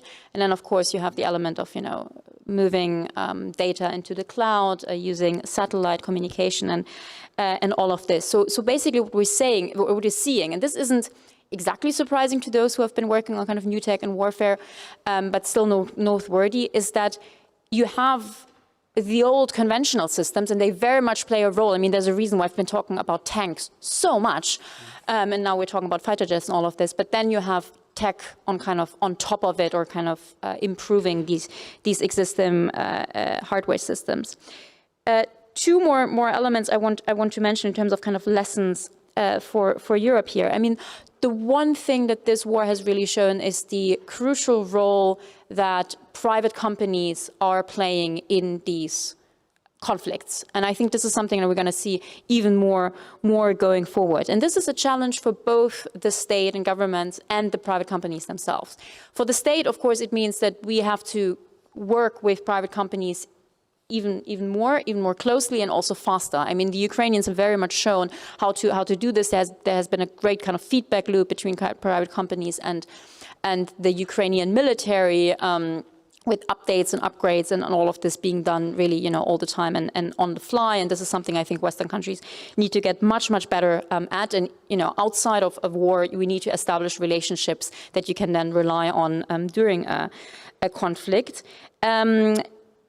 And for the companies, but this is also a huge challenge, because, they are becoming a player in geopolitical confrontation. And we just had a great, I felt, breakout session in one of the breakout rooms talking about this, where we discussed the fact that, in my view, this war almost made it too easy for private companies to take sides, because it is a very clear breach of international law by Russia. It's clearly the aggressor. Also, Western tech companies were working quite extensively already with Ukraine and not really with Russia, and so it was kind of obvious who the companies from Microsoft, Amazon, and others would be helping. But let's be honest, there may be future conflicts in the world where countries are facing each other that have, existing relationship to, where both sides have existing relationships to private actors. And I would very much recommend for private companies to kind of set up processes now on how to deal with these situations. How do you decide who to help or not to help, whether you take sides, all of this. It also, we've also seen something else in this war with regard to private companies, and that is that, yes, on the one hand, they're really important, and Ukraine is relying a lot on them, and they're really making an impact, think Starlink terminal, but also, as a private company, you don't necessarily have control over how your systems are being used, right? So think about the Chinese DJI drones that are being used extensively in this war. I think DJI ended its operation in Ukraine and Russia a few weeks into the war. Well, that hasn't stopped tens of thousands of their drones being used. And also things like, I don't know, AI-enabled facial recognition that's easily available, being used for war purposes. That's something that companies can't necessarily control. So this is kind of something that we need to think about. And just one final point, because that's something I've been thinking about a lot, and I think this is also something that the Europeans really need to look at, is I think maybe the most novel and interesting development of this war is the way how new technologies has enabled and motivated the involvement of private people, of private individuals all over this war, all over this world in this war.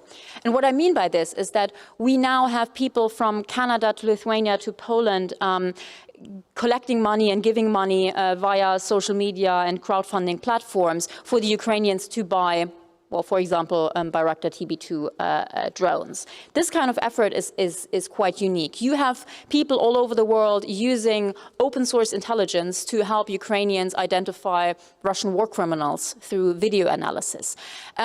You have individual citizens in Ukraine using apps to send in information on missiles coming down or Russian troop movements. So this involvement of individual people, I think, is quite novel. And the Ukrainians have been able to use that in a truly impressive way. And they've also really managed to leverage the kind of meme culture of this. I mean, I'm sure many people in this room are familiar with NAFO and all of this kind of thing. The Ukrainians have been amazing in playing this.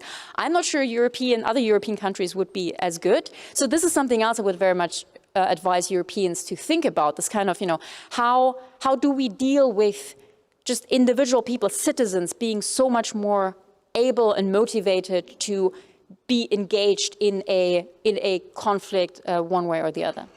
Thank you, Rika. And I think there also the other Europeans might want to learn from Swedes and Finns who have had more effort in this total defense concept and working on the relationship with society. Nico, I wanted to bring you in this on the specific angle of something you mentioned, which is the notion of hybrid threats, because obviously Moldova has been subject to a lot of hybrid activities. What is your assessment of both the situation and how we can? Yes, indeed. We, as I said, we don't face military threats at the moment, thanks to Ukraine, but then besides this, the spectrum of threats is very wide. And here is where I think the main attack lines come through the non-military part. And in our case, for example, and that's also something we notice on the European and also North American conversation, is that suddenly everyone woke up to how important the military is. Military budgets are rising, military cooperation is increasing, military support for other countries like ours are increasing. But we have not seen a similar dynamic on the non-military side. So, for example, in the case of Moldova, a big part of the security weight is falling on the Ministry of Interior when it comes to combating hybrid threats, keeping stability. With the separatist region of Transnistria, the calm and stability around that is kept by the Ministry of Interior. When it comes to, attempts to infiltrate all kinds of intelligence personnel trying to destabilize Moldova, the burden is on the Ministry of Interior in our case and the border police. And here we have the Minister of Interior of Moldova, who is a new council member at ECFR, so she can tell you more about that. But for us, there's the military bit, but then a big burden of keeping the border safe from infiltration, keeping, the border processing fast for refugees, keeping the border safe from weapons smuggling, cyber, ensuring that bombs are not kind of placed in unexpected places around the EPC summit, a lot of it. And what we see on the international arena, actually, the ministries of interior don't have the same kind of turbocharging of their foreign policy outreach as the MODs do. So that's something what we try to explain as well, that there is the military consequences of the war. The MODs have woken up to this, but there is a big security component in our part of the world and not just in Moldova. And if you look how very large parts of Ukraine have been taken very quickly in the first days of the war, then some of it also presupposes this work on the non-military side. And then an equally important situation for us is very often if you talk of disinformation, you very quickly discovered in our case that when the Russians started bombing the Ukrainian energy infrastructure, we started having blackouts. So you come to a situation where, if I summarize it in a kind of very snappy think tank form, but if you want to combat disinformation, you need to be able to tweet. In order for you to tweet, you need to have electricity. So that you tweet, so that the population reads your tweets, and so that the population believes your tweets, right? So you get all of this continuum, military, hybrid, But in our case, with the bombing of Ukrainian infrastructure, there's a very basic need that you need to ensure. It's electricity supply. Without this, you cannot be tweeting. You don't have a functioning diplomatic service. You cannot prepare the National Commission on European Integration, which was the day after the biggest blackout we had. So a lot of these things. So for us, it's equally important to keep the ecosystem, the socio-economic stability, the electricity supply, the heating, as a way to ensure that the ecosystem and the socio-economic system does not, feed and help hybrid threats. And once we do this with the hybrid threats on a technical level, we've done really an amazing job with the colleagues in the law enforcement agencies to keep the country stable, to prevent destabilization, to prevent those people who try to violently attack the police from succeeding, to prevent people who try to take over public buildings and have been trained for that. So all of that we have been able to prevent. But again, this continuum, what is happening? Olga has joined us. So this is where we are. And it's Olga, right? Yes, indeed. Nico, thank you very much. And Olga, thank you so much for joining us. I understand you were literally pulled out of a meeting to be with us for a few moments, and we are extremely grateful that you could make it and participate in this conversation. We've been discussing both the enormous bravery of the Ukrainian people, of the Ukrainian forces. We've been also discussing how Ukraine is transforming not only the European security landscape, but also the way we all look at that, and that the relationship with Ukraine was going to be extremely valuable for NATO and the EU in the future as well. So in this context, without further ado, I really wanted to ask you to provide us your assessment of the situation, but also to share with us what are your expectations in the sequence we're in with an upcoming European Council, a NATO summit, and how does this matter at the moment? Because we're all watching everything and with some concerns, but also with great hopes and great support. So over to you. Thank you so much. Do you hear me? Do you see me well? Yes, we do. Thank you again, and apologies for having to switch on for another meeting while I've been already in front of my screen to participate in the discussion. But indeed, I think it's very important to understand that we never stopped to be operational since the beginning of war, and basically we have seen the clear impact of decisions taken for a country. For a country like Ukraine, by granting Ukraine a candidate status. So we see the clear impact of these decisions to the unity in the country, to mobilization on the reforms agenda, and to a broader transformation and preparedness of our country to victory, and to be part of a global security order, global European agenda. So I think it's very important, both when we're talking about European integration, EU, which has shown that it's clearly the only possible and a good way to get learning in this crisis circumstances by taking actions, and actions taken for Ukraine, for Moldova, and in fact for Georgia, although they are not the candidate country. They have played its essential role to preserve the political stability in these countries, the social and political unity to keep on going and running the country throughout the war. And in fact, just before I had to switch on for this meeting, we had the urgent session of Ukrainian parliament, who's been hardly debating on structuring the EU-related agenda ahead of its urgent session, which is really important that all the country is running, all the country has a goal and a target, and all the country knows how to build a country after the war, based on the understanding that we will be part of EU. It's essentially important to have this understanding when we're talking about Euro-Atlantic integration, while expectations in Ukraine for the Vilnius summit are there, I think that from the technical point of view, the Vilnius summit is rather well prepared and discussed in terms of issues related to NATO engagement in supporting Ukraine and ensuring better interoperability with the NATO forces and application of the elements of the ammunition.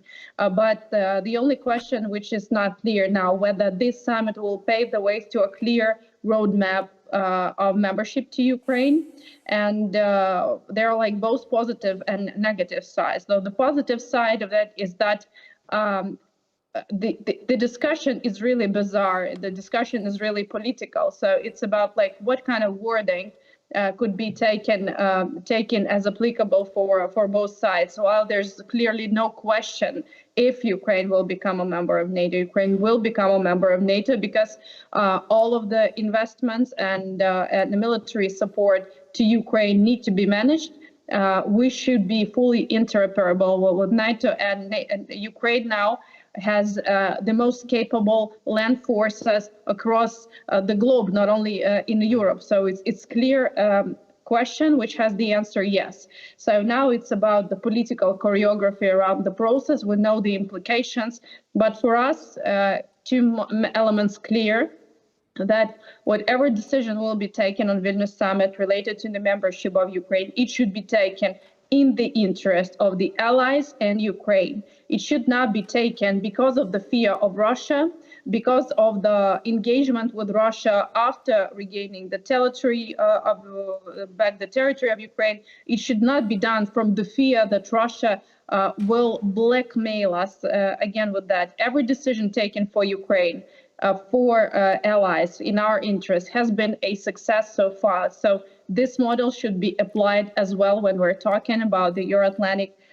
integration of Ukraine and decision needed there. It would be a clear signal to us, to Ukrainian people. It would be a clear understanding what comes after the victory, what comes after the successful counter-offensive measures, what comes after the war is over.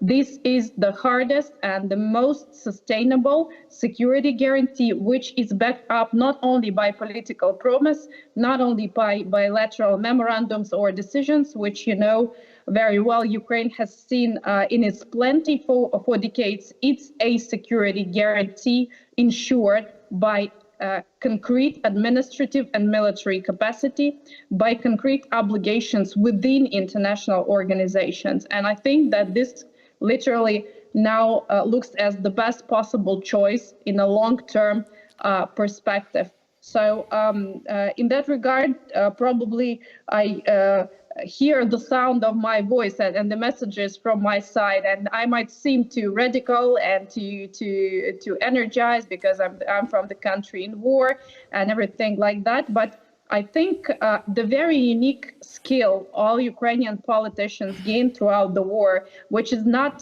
very much clear, is that armed forces and Ukrainian leaders at the local and central level, we become A1, which means that at some point we politicians start thinking and understanding things like military people, but also our military people are knowing that our job in terms of bringing country to closer to EU and NATO is the investment into our future. They believe in that and they actually fight for that. So it's really important to understand that being at the edge of survival on a daily basis, the decisions needed and essential for our victory, they are much clearer now from Kiev, because every time we're discussing sort of an existential, structural, systemic decision or sort of a individual military elements of the military support we need, every time the end understanding that it would lead us to our survival and our victory.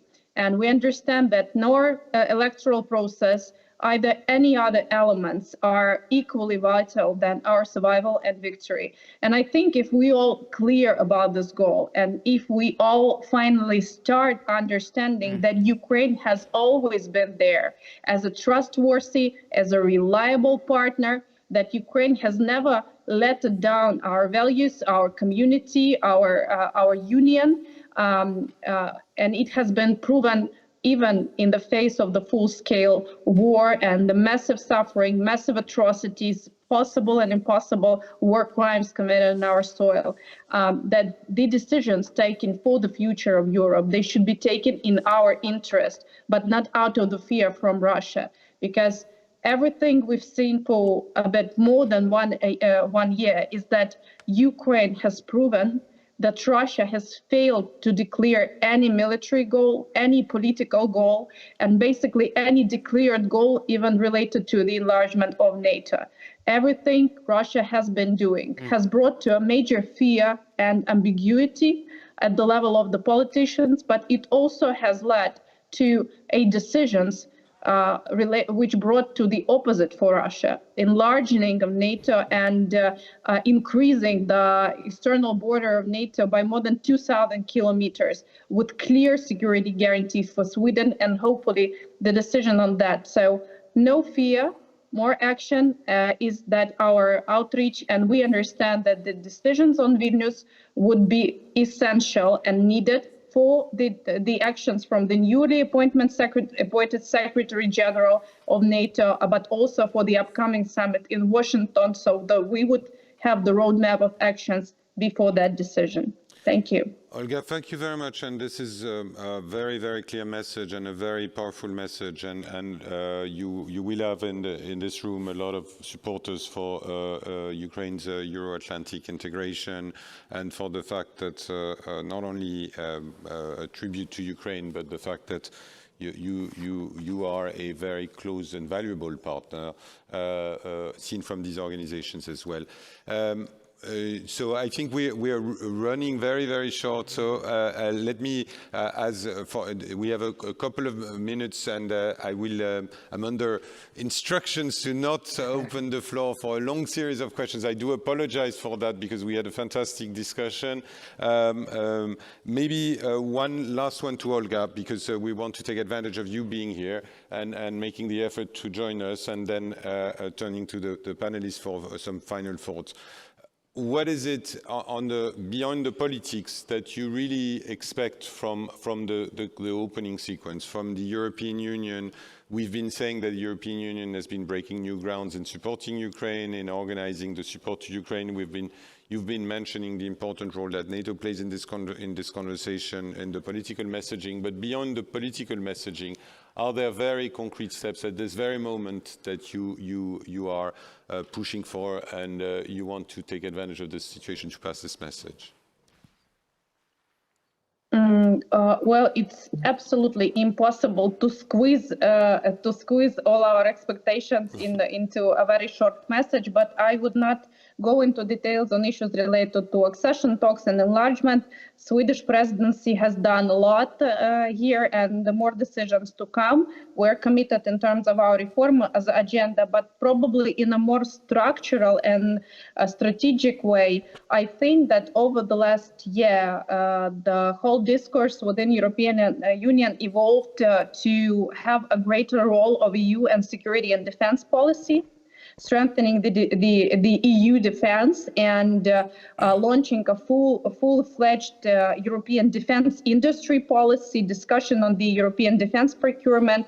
And I think that this could lead to a very important transformations, which would bring us to a more coordinated European defense, more structural and coordinated prioritization of the developments of the defense industry. And I think that it would be also the most reliable element of the security guarantees, not only for Ukraine, but for the whole Europe, because we understand that the aggression should be deterred. And when we're talking about the aggression, we are not talking about only urgent elements of the military response. We see the war is raging on for more than 1 year. The counteroffensive operation has just started, and after even successful counteroffensive measures, there will be more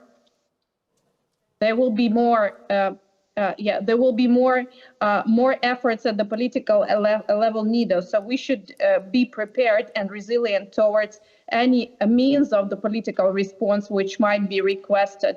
And that means about sustainable defense policy, sustainable defense planning, but also sustainable development and preparedness of the defense industry.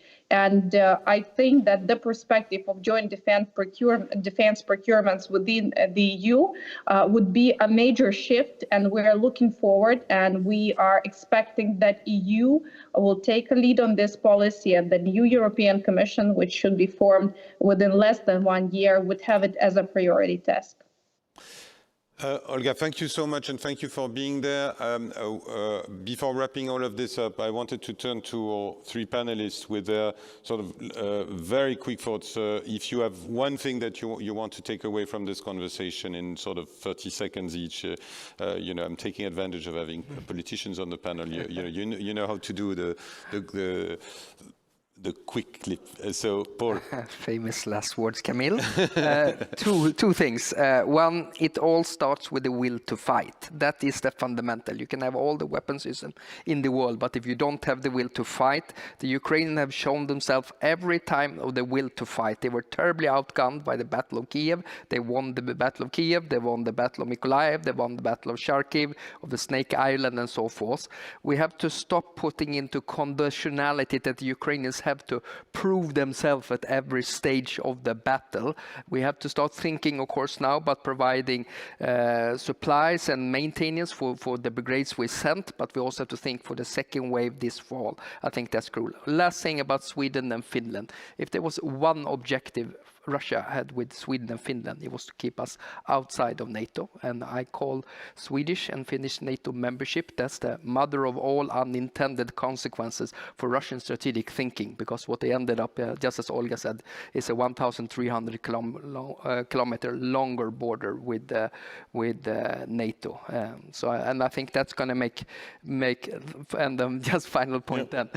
What is important, of course, is that we got Sweden's going to get Article 5, NATO's common defense planning, but Swedish and Finnish NATO membership is also about standing up for the rules-based order. The sovereignty of every country has to have the right to do their own decisions in these matters, just as Ukraine has their sovereign right to make its decisions when it comes to belonging to EU and NATO. Cool. I'd say that it's important to think not just about the next 5 to 10 months, but 5 to 10 years. It's important to plan for that, to ensure the sustainability of support for Ukraine on the military, but also on the socio-economic front and on the institutional front. And here I talk of accelerated EU enlargement, so that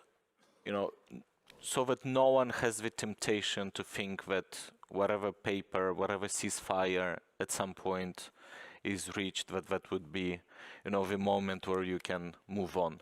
That will need a strong investment for the long time into the military capabilities of all of the countries in Europe, into the socio-economic stamina of maintaining support for Ukraine, and that needs to be ensured through the full spectrum, from public opinion, political consensus, to the budgets dedicated to having the support for Ukraine there for the long term.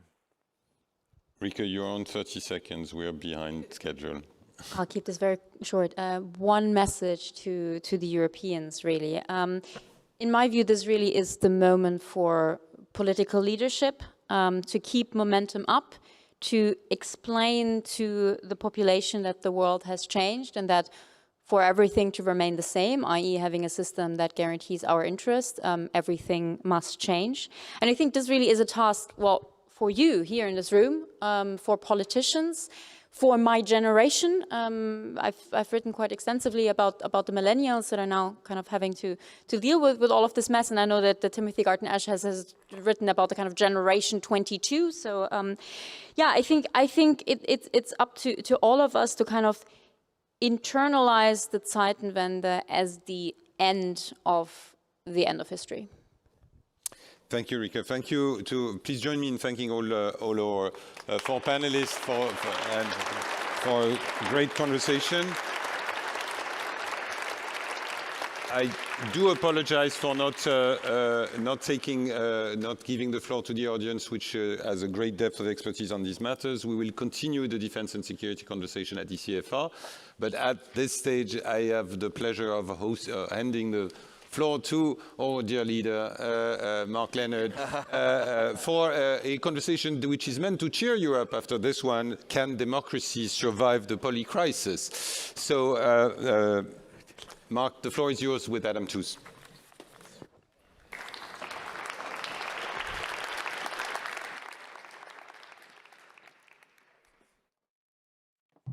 So for long, Europeans thought that interstate war would begun, at least in Europe. Now it's back. Europe's two largest land armies are at war with each other, the Russians and the Ukrainian armed forces. Politically, of course, this war will define the European security, at least for the next decade, depending, of course, on the outcome, whether there will be Ukrainian or Russian victory. But also from the military point of view, there are a lot of lessons to be learned. Incorporation of new technologies, improvisation, the return of maneuver warfare. All these lessons will be closely watched and digested as European armies try to get fit for the 21st century. Drones, cyber, AI, we've seen all kinds of new military tech being used in the war in Ukraine. Something that's noteworthy is the way how civilian systems and civilian companies are involved in the war. But something else I personally find really interesting is how new technologies have motivated and enabled individuals to be part of this war. Crowdfunding platforms are collecting money, people are coming together via social networks to buy drones. That's something we haven't seen in this way before.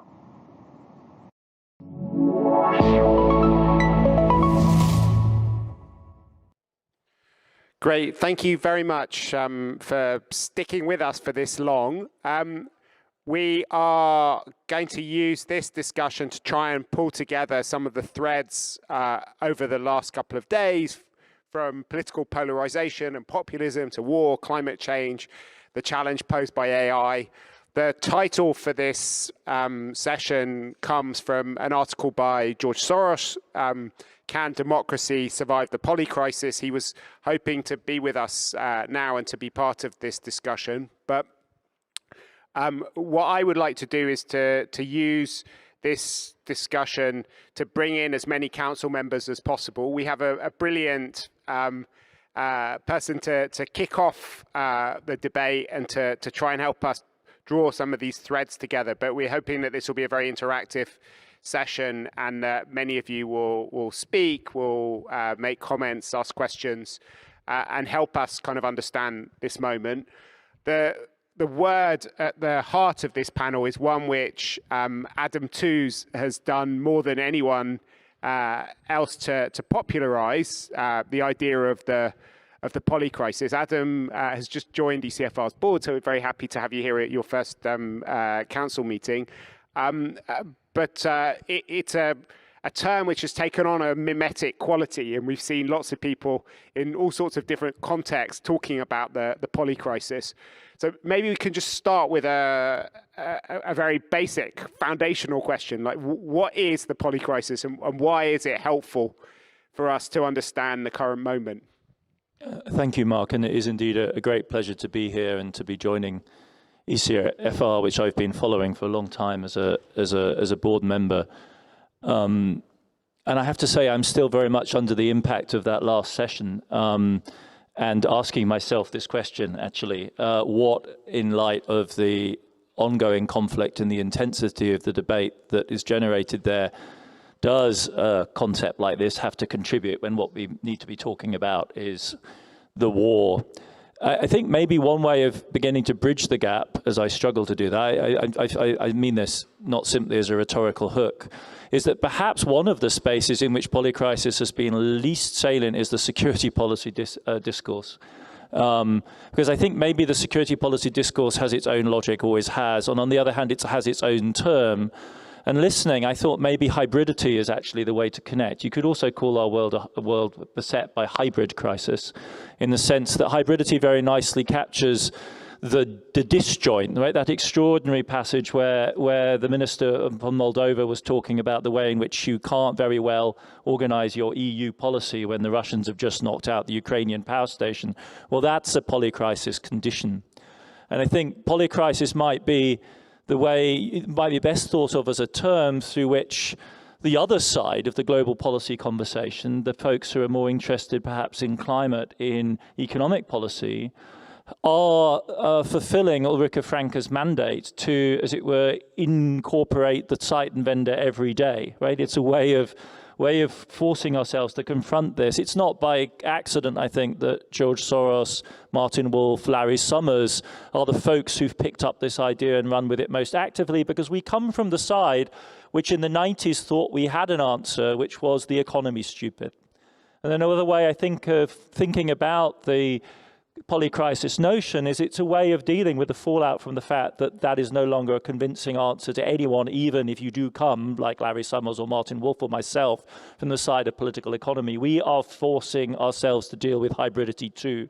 And that, I think, is the core idea about the polycrisis, right? Is that it is the recognition of the fact that we are dealing with irreducibly different, irreducibly hybrid threats which require you simultaneously, when you are doing monetary policy, for instance, or designing a climate investment program, to deal with the implications of a pandemic shock or a democratic derailment, which showed up in the Fed's calculation of investment risk and uncertainty when we were dealing in the Trump era, or a war.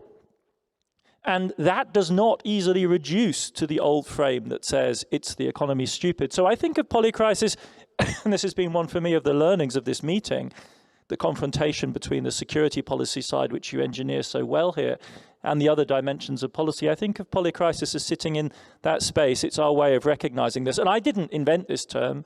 It came from, I discovered it in the work essentially of Jean-Claude Juncker, who used it repeatedly in the period between 14, 15 and 16 to describe the confluence at that moment of the Greek debt crisis, the refugee crisis, the upsurge in populism, and of course Ukraine 1.0, the struggle of the EU to craft a policy in response to the war then. So I think that's what this term, that's the work this term is doing. I have very little investment personally in its currency, but I think it registers this combined hybrid, disturbing shock. I think you could take another way and say that it is another way of recognizing the end of history.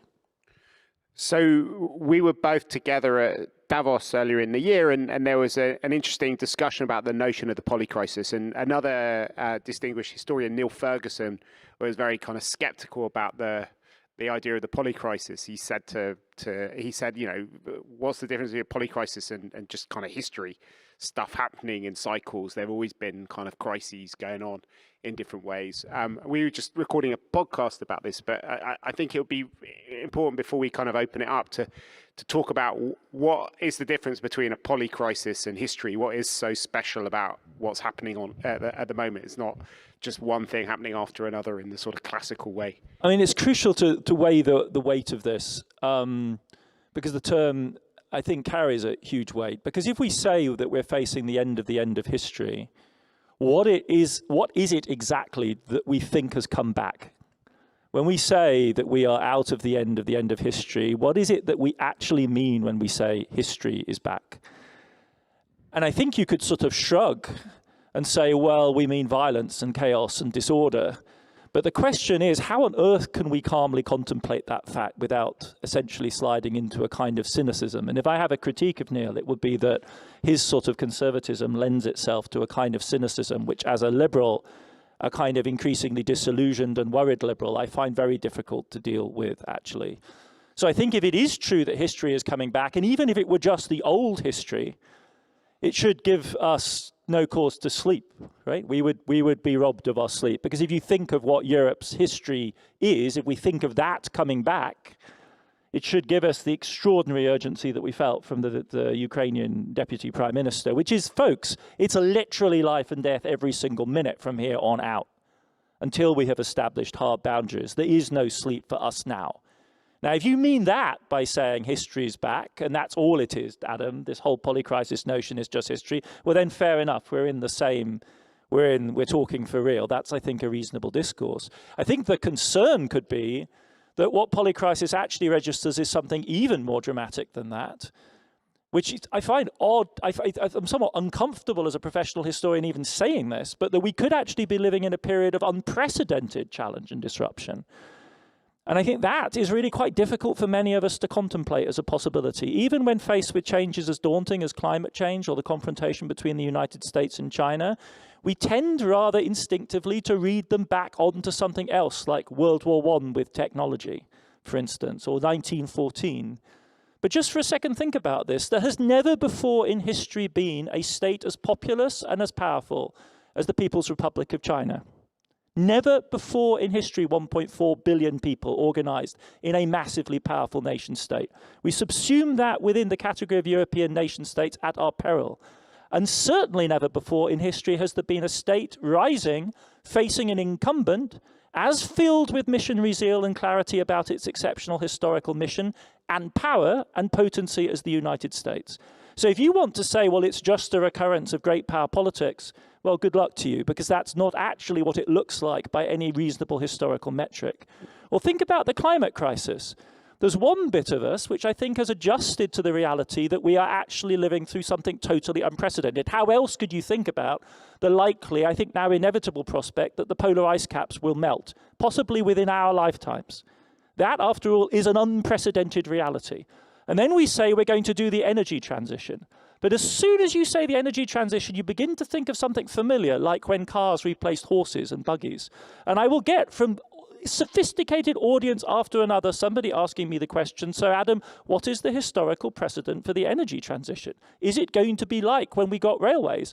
And the simple answer is no, there is simply no precedent for what we're doing, either in the scale or the ambition or the deliberateness. You cannot simultaneously believe in the climate crisis as we recognize it and expect historical precedents to bear on our reality. It's a contradictory position. And if you're willing to say history is coming back and you're willing to take this, then I will concede that all that polycrisis recognizes is that we are returning to history. But that doesn't actually, I think, really capture the drama of our current acceleration, of which the war in Ukraine, with all its intensity, is to some extent a foretaste, a relatively familiar domain between relatively familiar antagonists, as terrifying as it is. The real challenge obviously lies in East Asia, both with regard to climate, where again, we should make ourselves no illusions. The West does not drive the energy transition. If there is to be an energy transition, China leads the energy transition. It is responsible by itself for 31% of global emissions in 2021 on the last count. So it is its dynamic that decides the future. We do not hold our own fate in our own hands. From the point of view of the sort of people sitting in this room here, in other words, broadly speaking, as the Chinese say, white faces, this is a huge shock to the historical system. There's never been a moment in which our provincialization, long promised by post-colonial discourse, has been more clear than it is with regard to the climate question. Whatever we do not side the outcome. We make a significant contribution. The Chinese need us too. But the driver here is in Beijing, responsible last year for half of all renewable energy investment in the world. 90% of the upstream capacity investment in China. So that, too, is a dimension on which I think the moment of polycrisis registers maybe the return to history, but a history which is even more radical than the one that was the 20th century. So you mentioned two dimensions which we're kind of going off the edge of traditional history, the cyclical thing. One is there are more people. Secondly, that the problems are man-made rather than exogenous to us. A third thing which I think is endemic, is inherent in the idea of the polycrisis, is that the sum of the crises the total is worse than the sum of the crises. Worse than the sum of its parts, and that they're kind of interplaying with each other. And you've worked brilliantly on a lot of the crises we face, whether it's the financial crisis, the climate crisis, the pandemic. Can you just talk a little bit briefly, and then we'll kind of open it up to a discussion with the audience about the interconnections between these things, which make the polycrisis different from just a bunch of different crises that we're dealing with, in serial manner. Well, I think you can think of it as massive interconnection and unpredictable interconnection, the way in which Russia's invasion of Ukraine triggers a food crisis in large parts of the world. You could think of it as a kind of exposure of underlying tensions. So the huge psychological damage, emotional damage, mental health damage, for instance, that COVID did to many millions, tens of millions of families and relationships around the world, that would be a compounding effect. You could think of tipping point logics, the fear, for instance, that many of us have about state failure. Pakistan, for instance, would be a case in point where you have a massive climate-induced inundation, a destabilized geopolitical region of which we were forcibly reminded this morning, the result, the legacy of our own global war on terror from the West, and compounding and serious financial crisis. You add all of that, and all of a sudden you have an unmanageable configuration which produces a discontinuity. You can have remarkable induction effects. So Black Lives Matter, I think, is perhaps the most extraordinary instance of this, right? Where the killing of a single black man in America, which is actually a fairly routine event in the racialized policing order of the United States, unleashes a reverberation around the world. So these would be, and then there is, of course, compounding in the form of a sort of agency, right? So political entrepreneurship, which then, where the configuration of structures opens the space for a kind of activity. You could say in the positive sense, if you think of something like the Bridgetown Initiative, which is emerging as a space for empowerment on the part of a group of highly vulnerable small states. But you can also, of course, think of the way in which what I would think of the polycrisis of the United States. The Americans have a polycrisis discourse, except that it's framed in the form of a national catastrophe. And then you end up with Donald Trump's American carnage inauguration speech. That, I think, would also be a compounding move, right, in the form of a kind of political agency that, in a kind of witchy way, looks at all the components, throws them in a pot and says, look, if I stir this, bubble, bubble, toil and trouble, God knows what will come out, but it's going to be super interesting. And that is also a kind of political agency enabled by polycrisis, because we all know how those resonances get established. All of these phrases, all of these ideas, by the way, are ones which were thematized by one of the leading experts on the Chinese side for public security. So at the beginning of my book, Shutdown, I canvass and compare, in a sense, the American carnage version of polycrisis, the Jean-Claude Juncker, Edgar Morin social theoretic description, and the way in which inside the Chinese security bureaucracy, all of those different modes of interconnection are actually thematized as problems for the security state to be attentive towards. Look for induction, the Black Lives Matter effect. Look for breaking points. Look for agency on the part of agitators that will tie together the housing crisis in Hong Kong with the suppression of freedom of speech and some other martyrdom, and all of a sudden you've got yourself the umbrella protests. So this polycrisis thing can be viewed both as a social theoretic statement, as an existential crisis, which I think is what the Ukrainians are giving us, but also, as it were, as a rather technocratic, almost matrix for thinking about the governance risks that we face. And we should be conscious, I think, of the mode in which we're engaging with the problem. I think you just provided the perfect description for where this discussion's going. We've thrown lots of kind of interesting stuff in the pot, and I think that it's now time to bring in other people and see what can come out of it. So I'm going to ask for a bunch of people to come in, and we'll come back to Adam. Yeah, Mike, can you give it to Sinan? If you see me writing on here, I'm not texting my friend. I'm just taking notes from the... Sinan Ülgen with EDAM in Istanbul and Carnegie Europe. Adam, I want to get your sense about the historical perspective on the current technology shock. And let me reframe this a bit. The technology optimists would say that the type of technology shock that we have seen throughout history ended up being positive. We've been able to overcome the shock of the Industrial Revolution, electricity, internet. We know how to deal with this. The pessimists do say, however, that this is something different that we have not seen in history.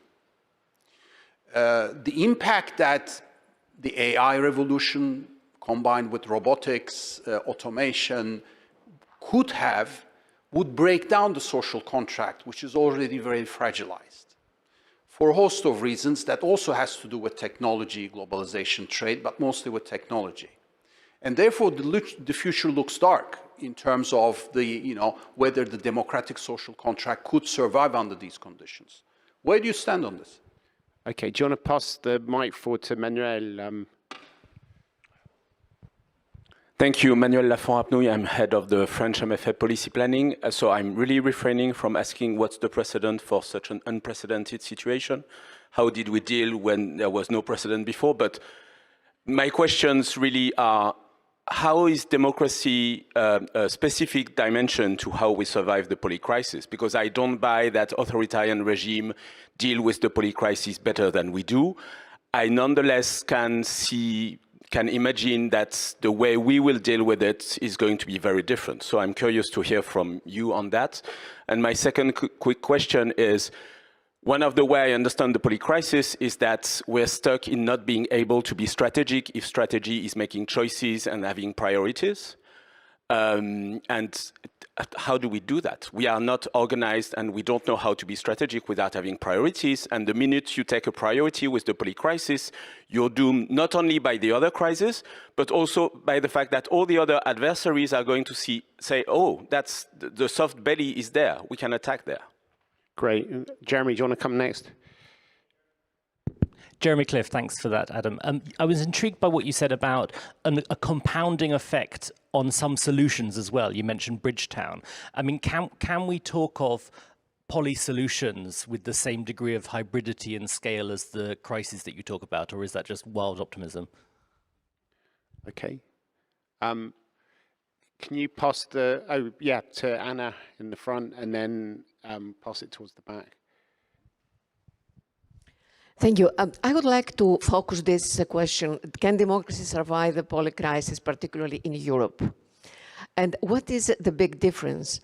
Democracy in Europe is based on the welfare state.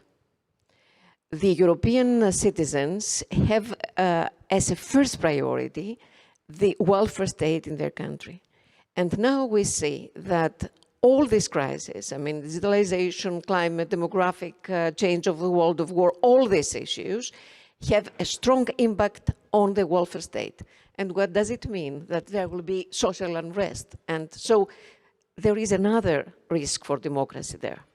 Okay, if people who want to speak can put their hands up. Can you pass it to Ivan Krastev and Anthony over there? And if someone could bring a mic round to this side, there's a gentleman in the fourth row, I think, who's... Thanks. Anthony Dworkin, Senior Policy Fellow at ECFR. So in the Global Order panel this morning, there was a strong message coming from the Global South participants that the way to solve these global crises was through cooperation.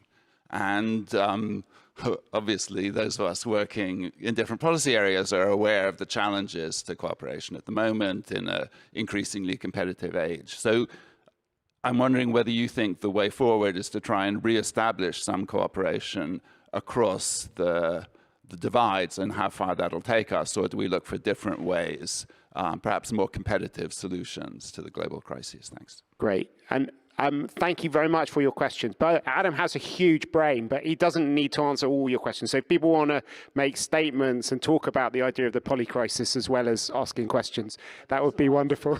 I have a question. Is this not the case with the polycrisis, that basically governments don't know what to do, but they should do it very intensively? So from this point of view, the polycrisis creates a kind of contagious activism. Yeah. Okay. Yes. How would you like to tackle the good old question of the correlation between money and the democracy in this polycrisis? Thank you. Great. Anyone else want to come in at the stage, or should we go back to Adam for a bit? Okay. Adam. This is great. I think we've succeeded. Right. That was as rapid fire a range of questions as I've seen on a panel in some time. Hopeless position from my point of view in trying to answer. At some level, I think, okay, so let me try. One set of answers, I think, is actually quite conventional and quite European, which is to say that faced with an unpredictable and complex set of challenges like this, the best bet is to build safety nets which are fungible, versatile, complex, and quite comprehensive. And in other words, the welfare state. The welfare state should not be thought of as a liability, an albatross, a mortgage, as the Germans would say, a Hypothek, as I think Angela Merkel tended to do, you know, those famous phrases about Europeans are 7% of the world's population and 30% of social spending or something like that. We should say, yes, that's fantastic, and therefore we're better prepared for the polycrisis than anyone else. Look at the way in which, for instance, short-time working functioned as a buffer for Europeans against unemployment, mass unemployment during the COVID crisis. Look at the incredibly stark disparity to the United States, where the labor market churned people into unemployment and then back into it, let alone the informality in much of the emerging markets. So I would say double down on those strengths. The difficult bit is to go then to the fiscal underpinning, the money question, and this just exposes my old bias as a European federalist, big money, big debt kind of a guy. I think Europe was one of the progenitors of the modern fiscal state, of the modern nexus between treasuries and central banks.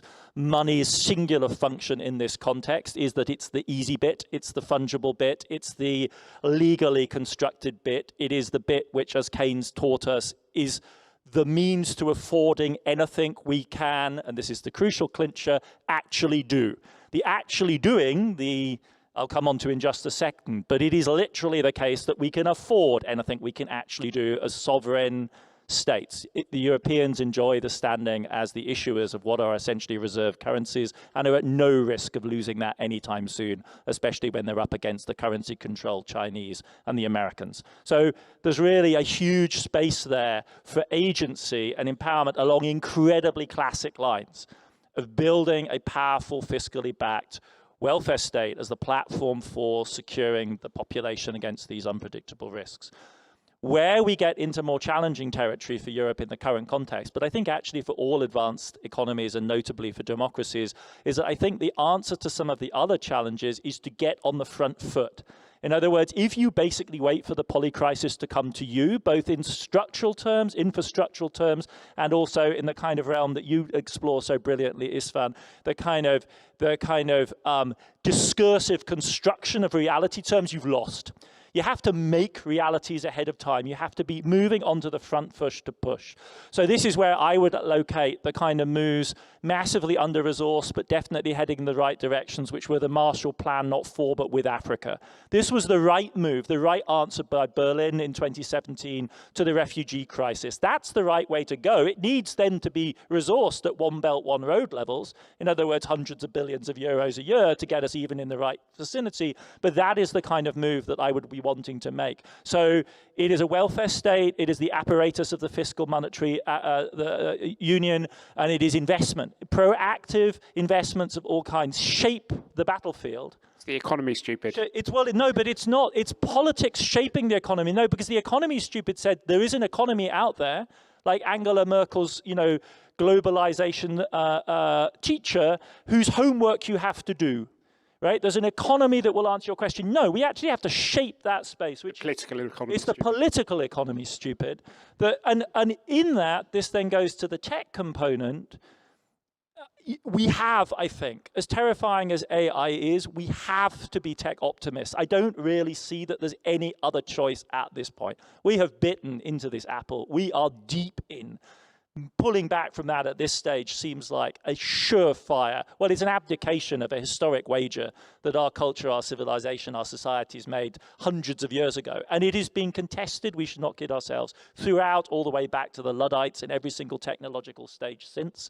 But that is, I think, the space we have to be in. And what better demonstration do we need of the force of this than the triumph of the vaccine program globally in 2020, 21, 2022. There is no reason for a kind of overarching pessimism, but there has to be a sophisticated democratic discourse about how we steer those technologies. So in the end, you end up speaking what is in a quite familiar discourse of a sophisticated democratic politics of investment and of technological change.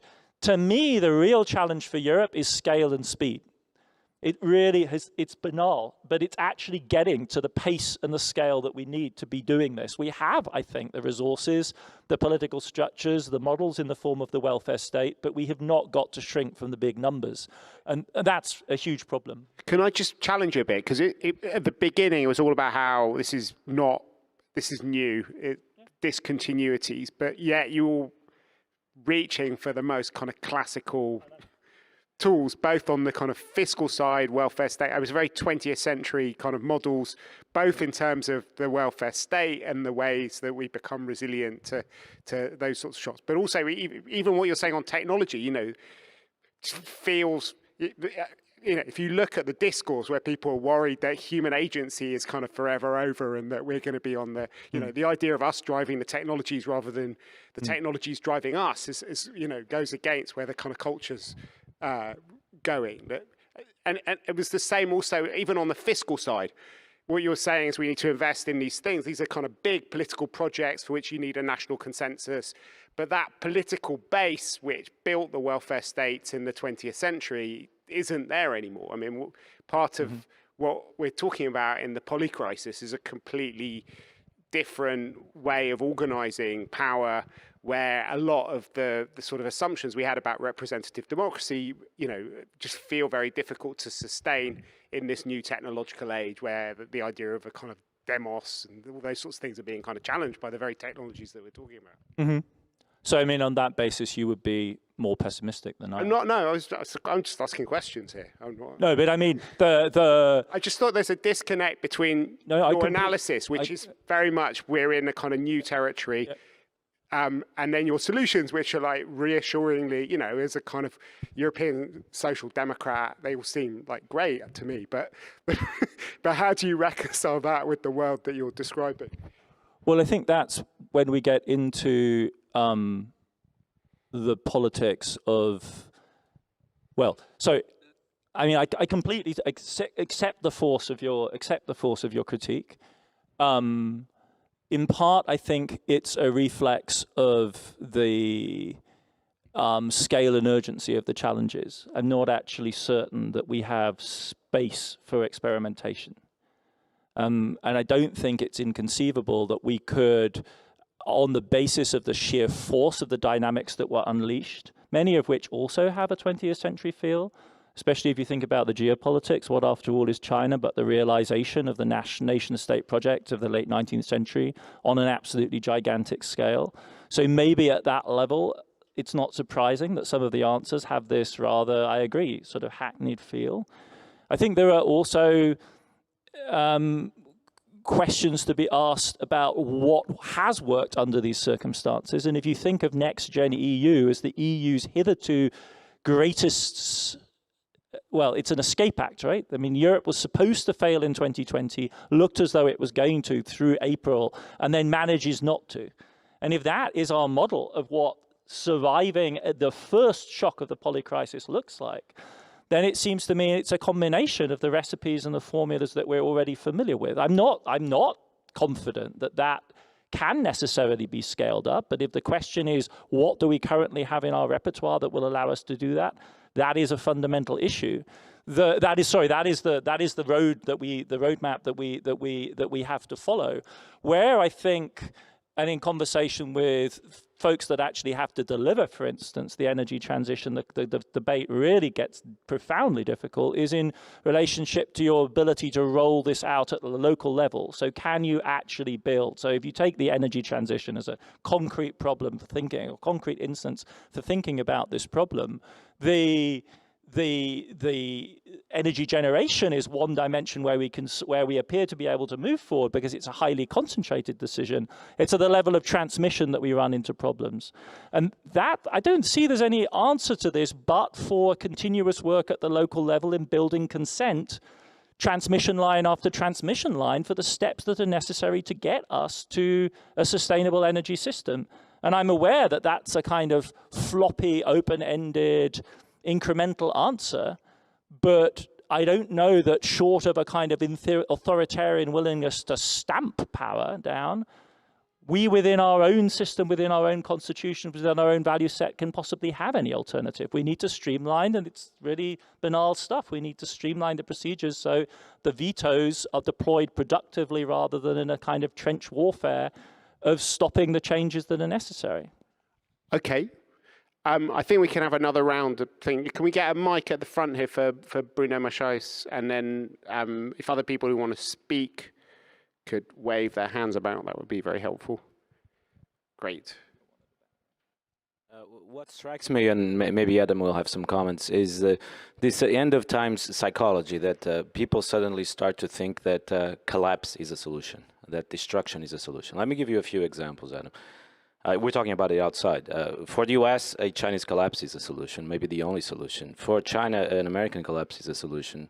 For Europe, a Russian collapse is a solution. For Russia, a European collapse is a solution. For climate activists, a collapse of the existing system is a solution. For Brussels, a collapse of Britain as it exists is a solution.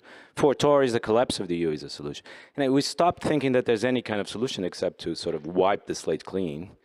And why is that? And it's very disturbing, no? But it seems to me to be everywhere.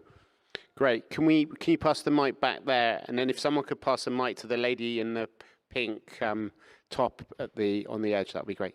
Yeah, Joanna van der Maver. I'm the manager of innovation strategy and policy at Leiden University, but here as a Schmidt Futures International Strategy Forum Fellow.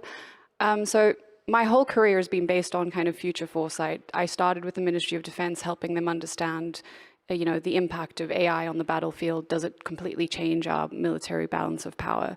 Leiden University then asked, okay, can I come and help them prepare the university for the future? And so the term unprecedented is my nightmare.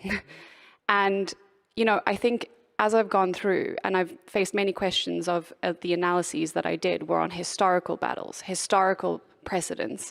And I think we need to kind of challenge this term of this overwhelming idea of everything is unprecedented. There are many elements of what we face that are precedented. Yes, China is the biggest that we faced, but so were the previous empires that existed at that time. It's relative.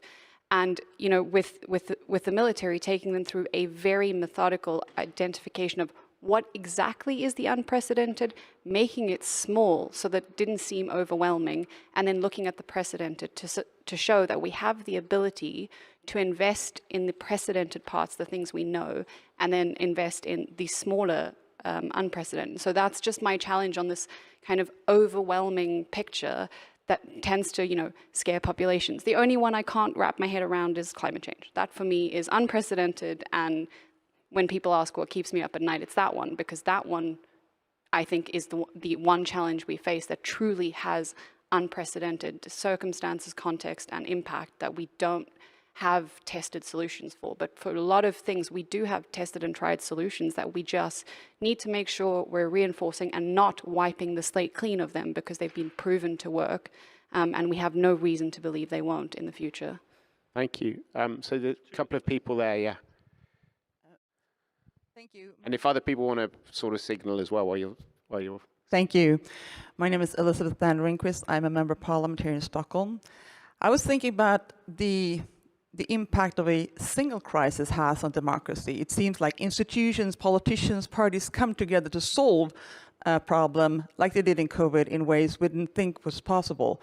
Whereas in the polycrisis, it seems to be the opposite. It sort of just creates an apathetic way of looking at democracy.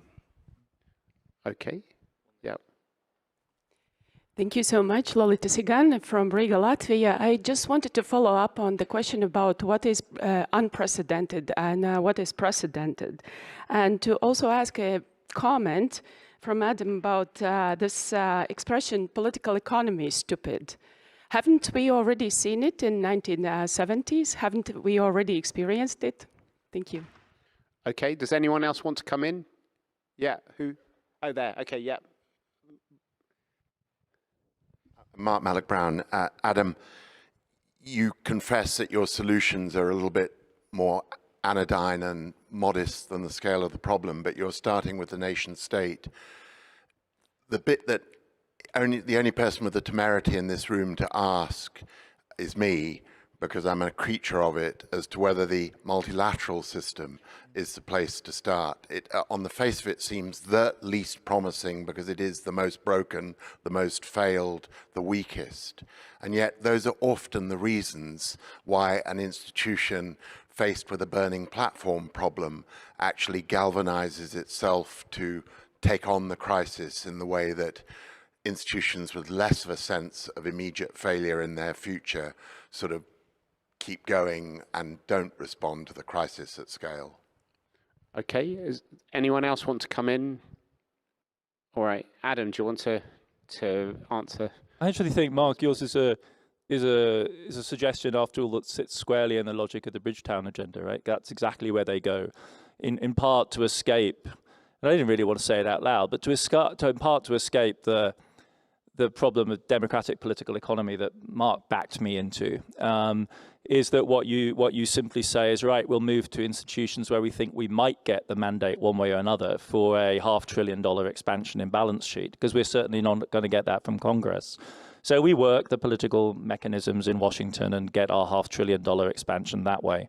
And that kind of technological fix, though it seems, again, I mean, that makes up, in sort of technological nerdiness for its otherwise rather innovative qualities, may also be part of the way in which we answered this crisis. I mean, along with my confessedly familiar, not to say conventional answers, also goes a refusal, Bruno, of some of the drama. When I speak about polycrisis, I don't think, and I don't think anyone else does either who thinks about it seriously, I don't think we should be imagining imminent collapses, erasure, the end of the world. I agree with you that those are, in a way, ways of escaping the problem. They're not actually ways of addressing it. They're ways of unthinking or thinking yourself out of the box. That isn't for better or worse, that's not our situation. The UK is not going away. It's just going to sit there broken offshore. The United States is not going to go away, even in the event of a serious meltdown of its constitution. It'll be there, dangerous and broken and present, right? The ideas of sort of extinction rebellion, of mass death of humanity as a result of the climate crisis are also clearly fallacious. We're massively adaptive. So this is, I think, a diagnosis which is post-Malthusian. It's trying to be non-theological. It's not claiming that there's some final great annihilation that will happen. It is simply that life will become much tougher. For hundreds of millions of people, it already is much tougher and will become progressively more and more so, and their efforts to cope with that will become more and more, will constitute greater and greater struggles. And Pakistan is a case in point, right? So many people around the world are waiting for it to explode. You can literally count the headlines. It isn't going to explode. It's going to remain there as a fundamentally troubled, fundamentally destabilized polity. That then goes to this point that you made so well, and I struggle with this as well as a historian. It would be at some level absurd to say everything is radically unprecedented, because then we'd have no concepts at all. We'd have no replicability. We wouldn't be able to think. The sort of somewhat, I don't mean to trivialize, but the image that I think of is in terms of Lego bricks. Imagine the world consisting of a large box of Lego bricks. Each one of those Lego bricks has a strong nuggetized logic which is infinitely replicable and can be assembled into bigger and bigger pictures. But when you say that the biggest picture of all is climate change and that's the one that you can't deal with, well, then I push back at you and say, well, you're essentially conceding my point, because what, after all, is driving the climate crisis in the current moment, but amongst other things, the rise of China, which in other respects looks like other moments, except this time round it's responsible for 30% of global CO2 emissions, which is driving the onset of the crisis. So I think, rather than so that we don't misunderstand each other, rather than glibly asserting this radical novelty, I come to it in the same way as you do, as somebody who fundamentally finds it puzzling that this should be the case, but I think that is what we have to increasingly grapple with. To wrap things up, because we should move on to the next phase of our discussion, I wouldn't disagree that this has echoes of earlier moments of crisis.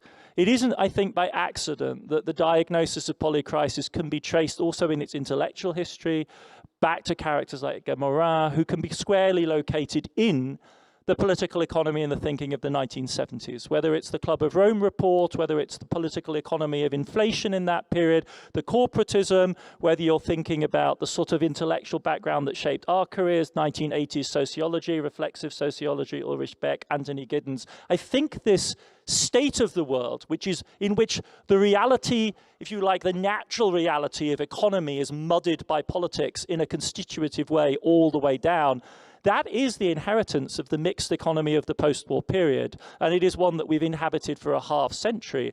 It's just that to go back to my response to our colleague from Leiden, we are dealing with a moment at which quantity tips into quality, in which the accumulation of essentially familiar components, building to the scale that we currently inhabit, up against the sort of environmental limits, which we now recognize as real, creates a qualitatively new situation. Does that condemn us to passivity?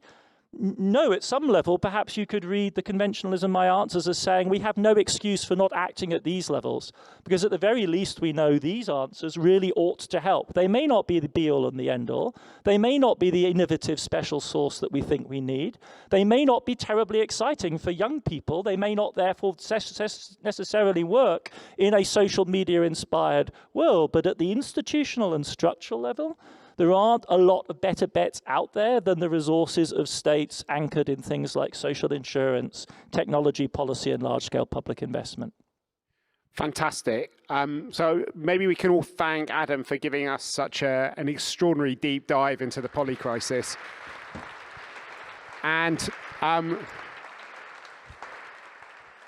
at ECFR, we don't just deal in crises, which is why we're meeting here in Stockholm, which still has 3 weeks left of its presidency of the European Union, which we hope will deliver us a poly solution. So I'm going to hand over to Carl Bildt, who is going to introduce our last speaker for the day. We're very grateful to have not just one, but 2 people who've been Prime Minister of Sweden in our midst to lead us into the policy. Well, not 2, only one who has been and one who is. I mean, I have to be Mark. You have to be fairly careful with that. Yeah, I'm just going to introduce the Prime Minister. That can be done fairly quickly. We've had fantastic days, but to get some as authoritative statement as you can get on where Sweden is, we got the Prime Minister here. Introduction. We know each other since a long time. When I was Prime Minister, it was late Bronze Age, one of the crises I had to deal with was a crisis in our youth organization, because we had 2 guys who were competing for power. And it was an intense power struggle that went into the legends of Swedish history. And I have to say, Ulf, I can't remember who won that particular one. But the important thing is that both of them went on to become prime ministers. One of them was Fredrik Reinfeldt, who was prime minister for 8 years. And the other one was Ulf Kristersson, who is prime minister at the moment. So fighting in youth organizations, there's something to it, evidently. Then Ulf has had a distinguished career, dealing quite a lot, and that's unusual, with social affairs, with both social affairs in the city of Stockholm, which is a complicated place, very complicated place, and then Minister of Social Affairs in another complicated government. But he has another thing which is slightly unique for being a prime minister. He's also been living in China. So while a lot of people talk about China, I would suspect he will do that, as a matter of fact. He actually knows more about the place than most others. With that, Ulf, just over to you.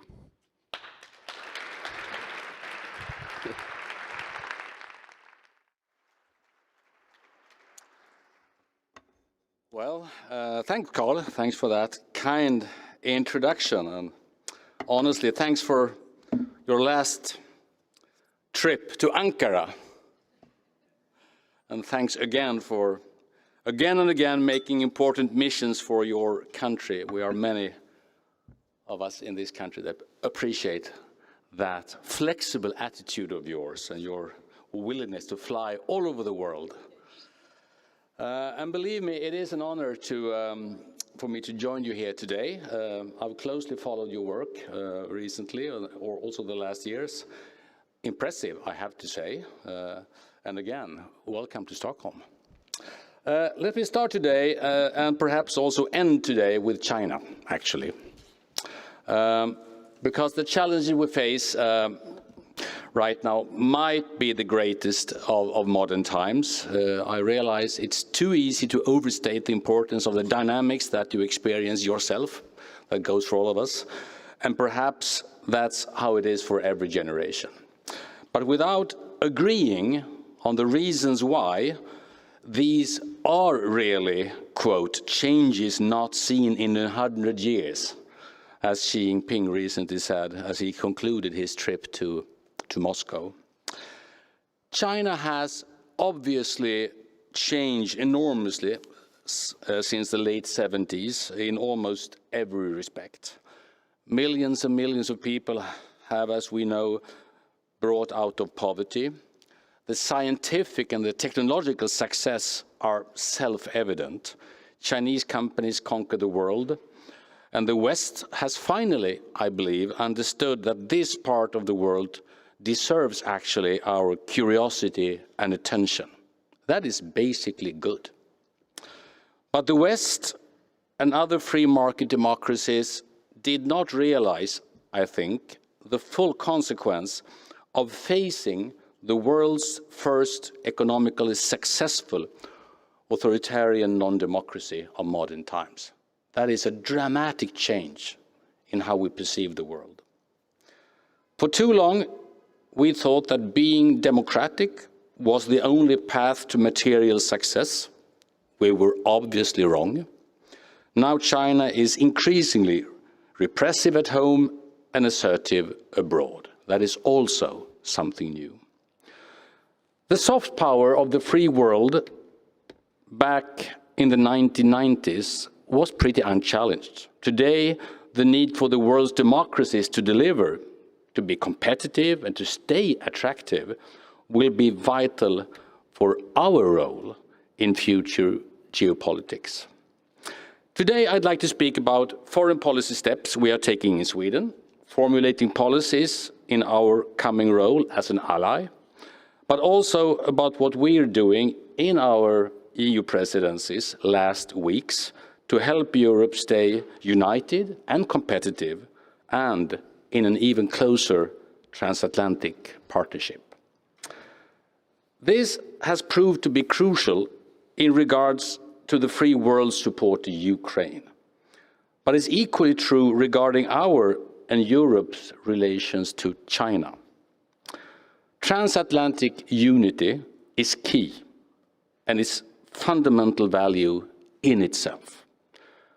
I'm not against strategy, nor am I against autonomy. But I do believe the US, the last year, has proved its deep commitment to the European continent. We should match this commitment with an engagement in, for example, the Indo-Pacific. Today, the defining focus for my government since taking off some 8 months ago has been to display our support to our Ukrainian friends in need. We decided to get rid of an almost bizarre legacy of not being able to support the country with military equipment when they need weapons the most. Instead, we have gathered an almost unanimous parliament to back 11 military support packages so far. Infantry fighting vehicles, tanks, advanced air defense systems, training, and at the request of the Ukrainian Ministry of Defense, their pilots are now about to conduct evaluation flights on the Gripen fighters. The Russian full-scale aggression led Sweden to a groundbreaking shift in our own security policy doctrine. As we hope to soon complete our NATO accession, we will pass a milestone in our 200 years long journey from neutrality to solidarity. It is indeed a question of a pragmatic realism, and I truly respect those who could change their mind on NATO when it was simply necessary. But it is also a question of values. So I do also honor the brave Swedes who did promote NATO membership at a time when they got nothing but mockery in response. As a NATO ally, Sweden will not only seek common protection, but also be a security provider with a 360-degree approach. We have a few assets, and I'm not too shy to emphasize them: our geography, on land and in the archipelago. We will be the missing link connecting allies in the East with the Atlantic. We are strong in the air and under the surface of the Baltic Sea, and we know, not least through exceptional radar capacity, an awful lot about Russia. Our capabilities will make the alliance stronger. That is our firm conviction. We meet here today during the very final weeks of the EU presidency, and allow me to say what you perhaps could guess. It's been extremely time-consuming and very meaningful, and also, honestly, great fun. We have tried to summarize our efforts in 3 key words. We promote Europe to be greener, safer, and freer. Greener, safer, and freer. The number 1 priority is, of course, a broad and united support to Ukraine. That was not an obvious consequence of the full-scale invasion. United militarily, but also politically. I stick to the important wording merit-based, but we do believe that Ukraine's future is within the EU.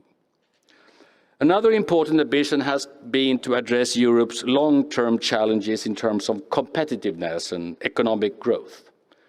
Because the EU clearly lags behind, the US West Coast and the Chinese East Coast have become the world's 2 innovation and technology hotbeds.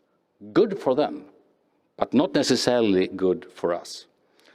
So with our presidency, we have successfully put European growth and competitiveness back on the European agenda.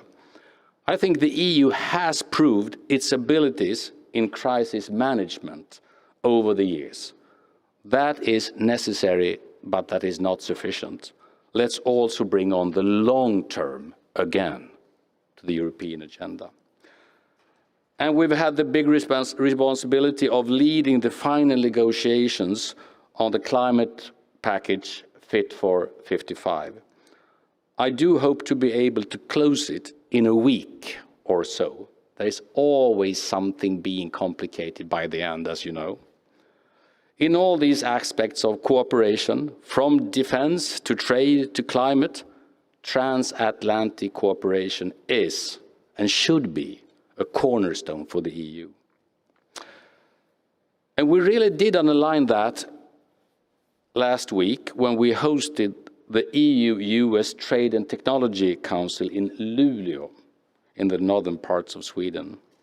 Finding common standards and solutions on AI, 6G, and clean tech will benefit both sides of the Atlantic.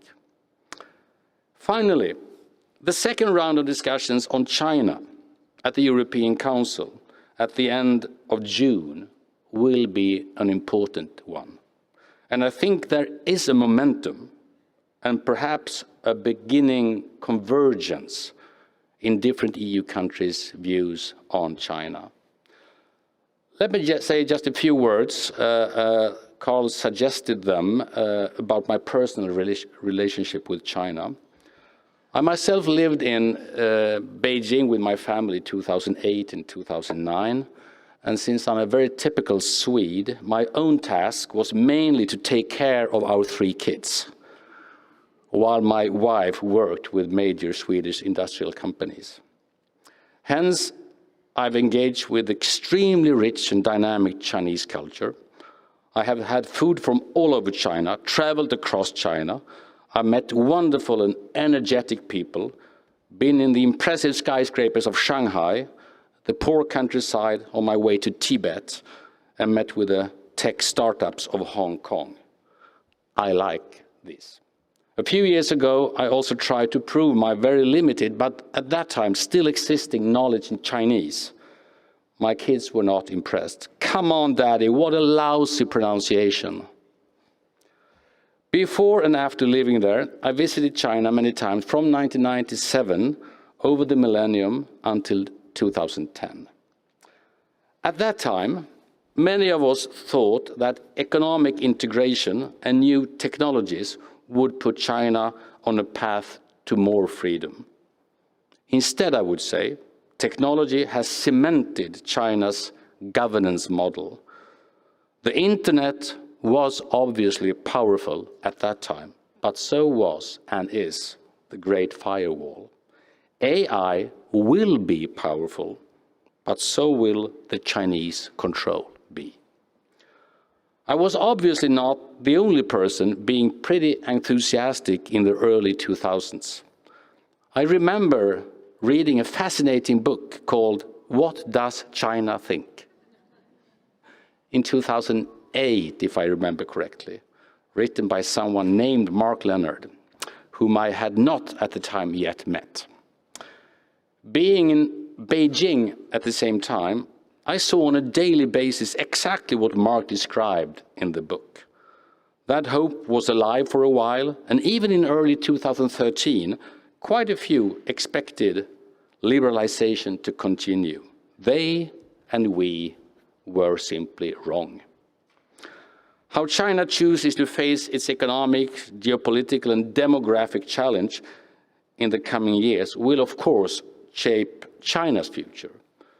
But the consequences of China's development will also have a defining importance for other parts of the world. China has, since 2001, been an integrated, an increasingly integrated part of the global economy, and even more an indispensable part of the solution in fields like fighting climate change, improving biodiversity and global health, dealing with disarmament and conflict resolution, and quite a few other important issues of mutual concern. But our relationship with China needs to be a two-way street. We expect China to engage on substance and deliver on its commitments. The idea of decoupling would simply not be in our own interests. But as Ursula von der Leyen has rightly stated, de-risking is not decoupling, nor does it mean disengagement. However, de-risking does mean ensuring that our exchanges with China are consistent with our own interests, values, and national security concerns. We will continue to address human rights violations, including in Tibet, Xinjiang, Hong Kong. The same goes for the consular case of Swedish citizen Gui Minhai, which remains a priority for my government and for the entire EU. We call for his immediate release. In terms of trade, Sweden, exactly as we argue within the EU, welcomes competition, and we are believers in competitiveness.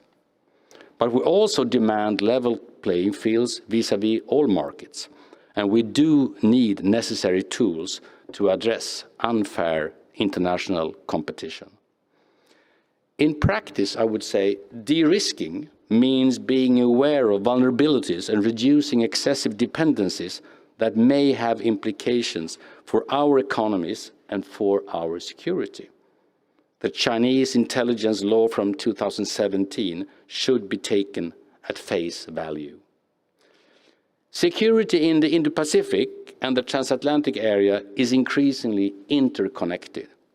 We would welcome China playing a part in a solution to restore Ukraine's territorial integrity and ending Russia's illegal aggression. But we are not naive about the long-term partnership between China and Russia. Sometimes countries simply have to choose, and China should not support Russia's war. As for Taiwan, let me underline our concern regarding the escalation of the tensions in the Taiwan Strait. any crisis as a result of an attempt to change the status quo in the Taiwan Strait using force would have very, very far-reaching consequences.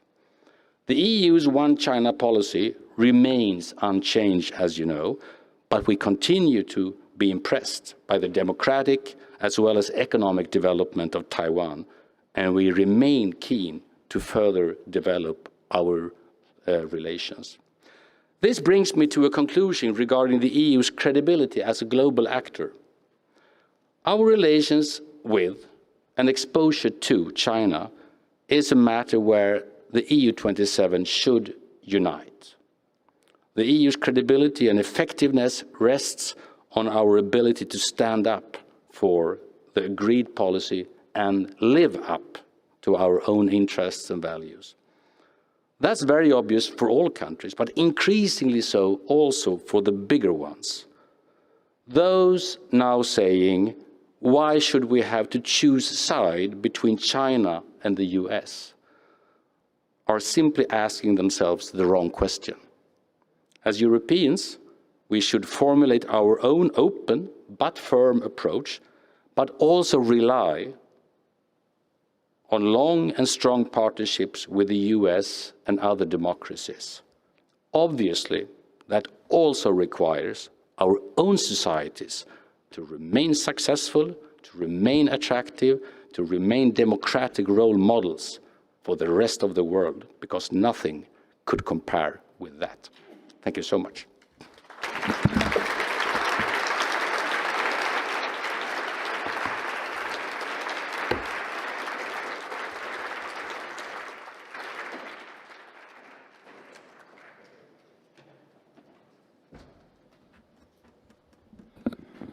Thank you, Prime Minister. Thank you, Ulf.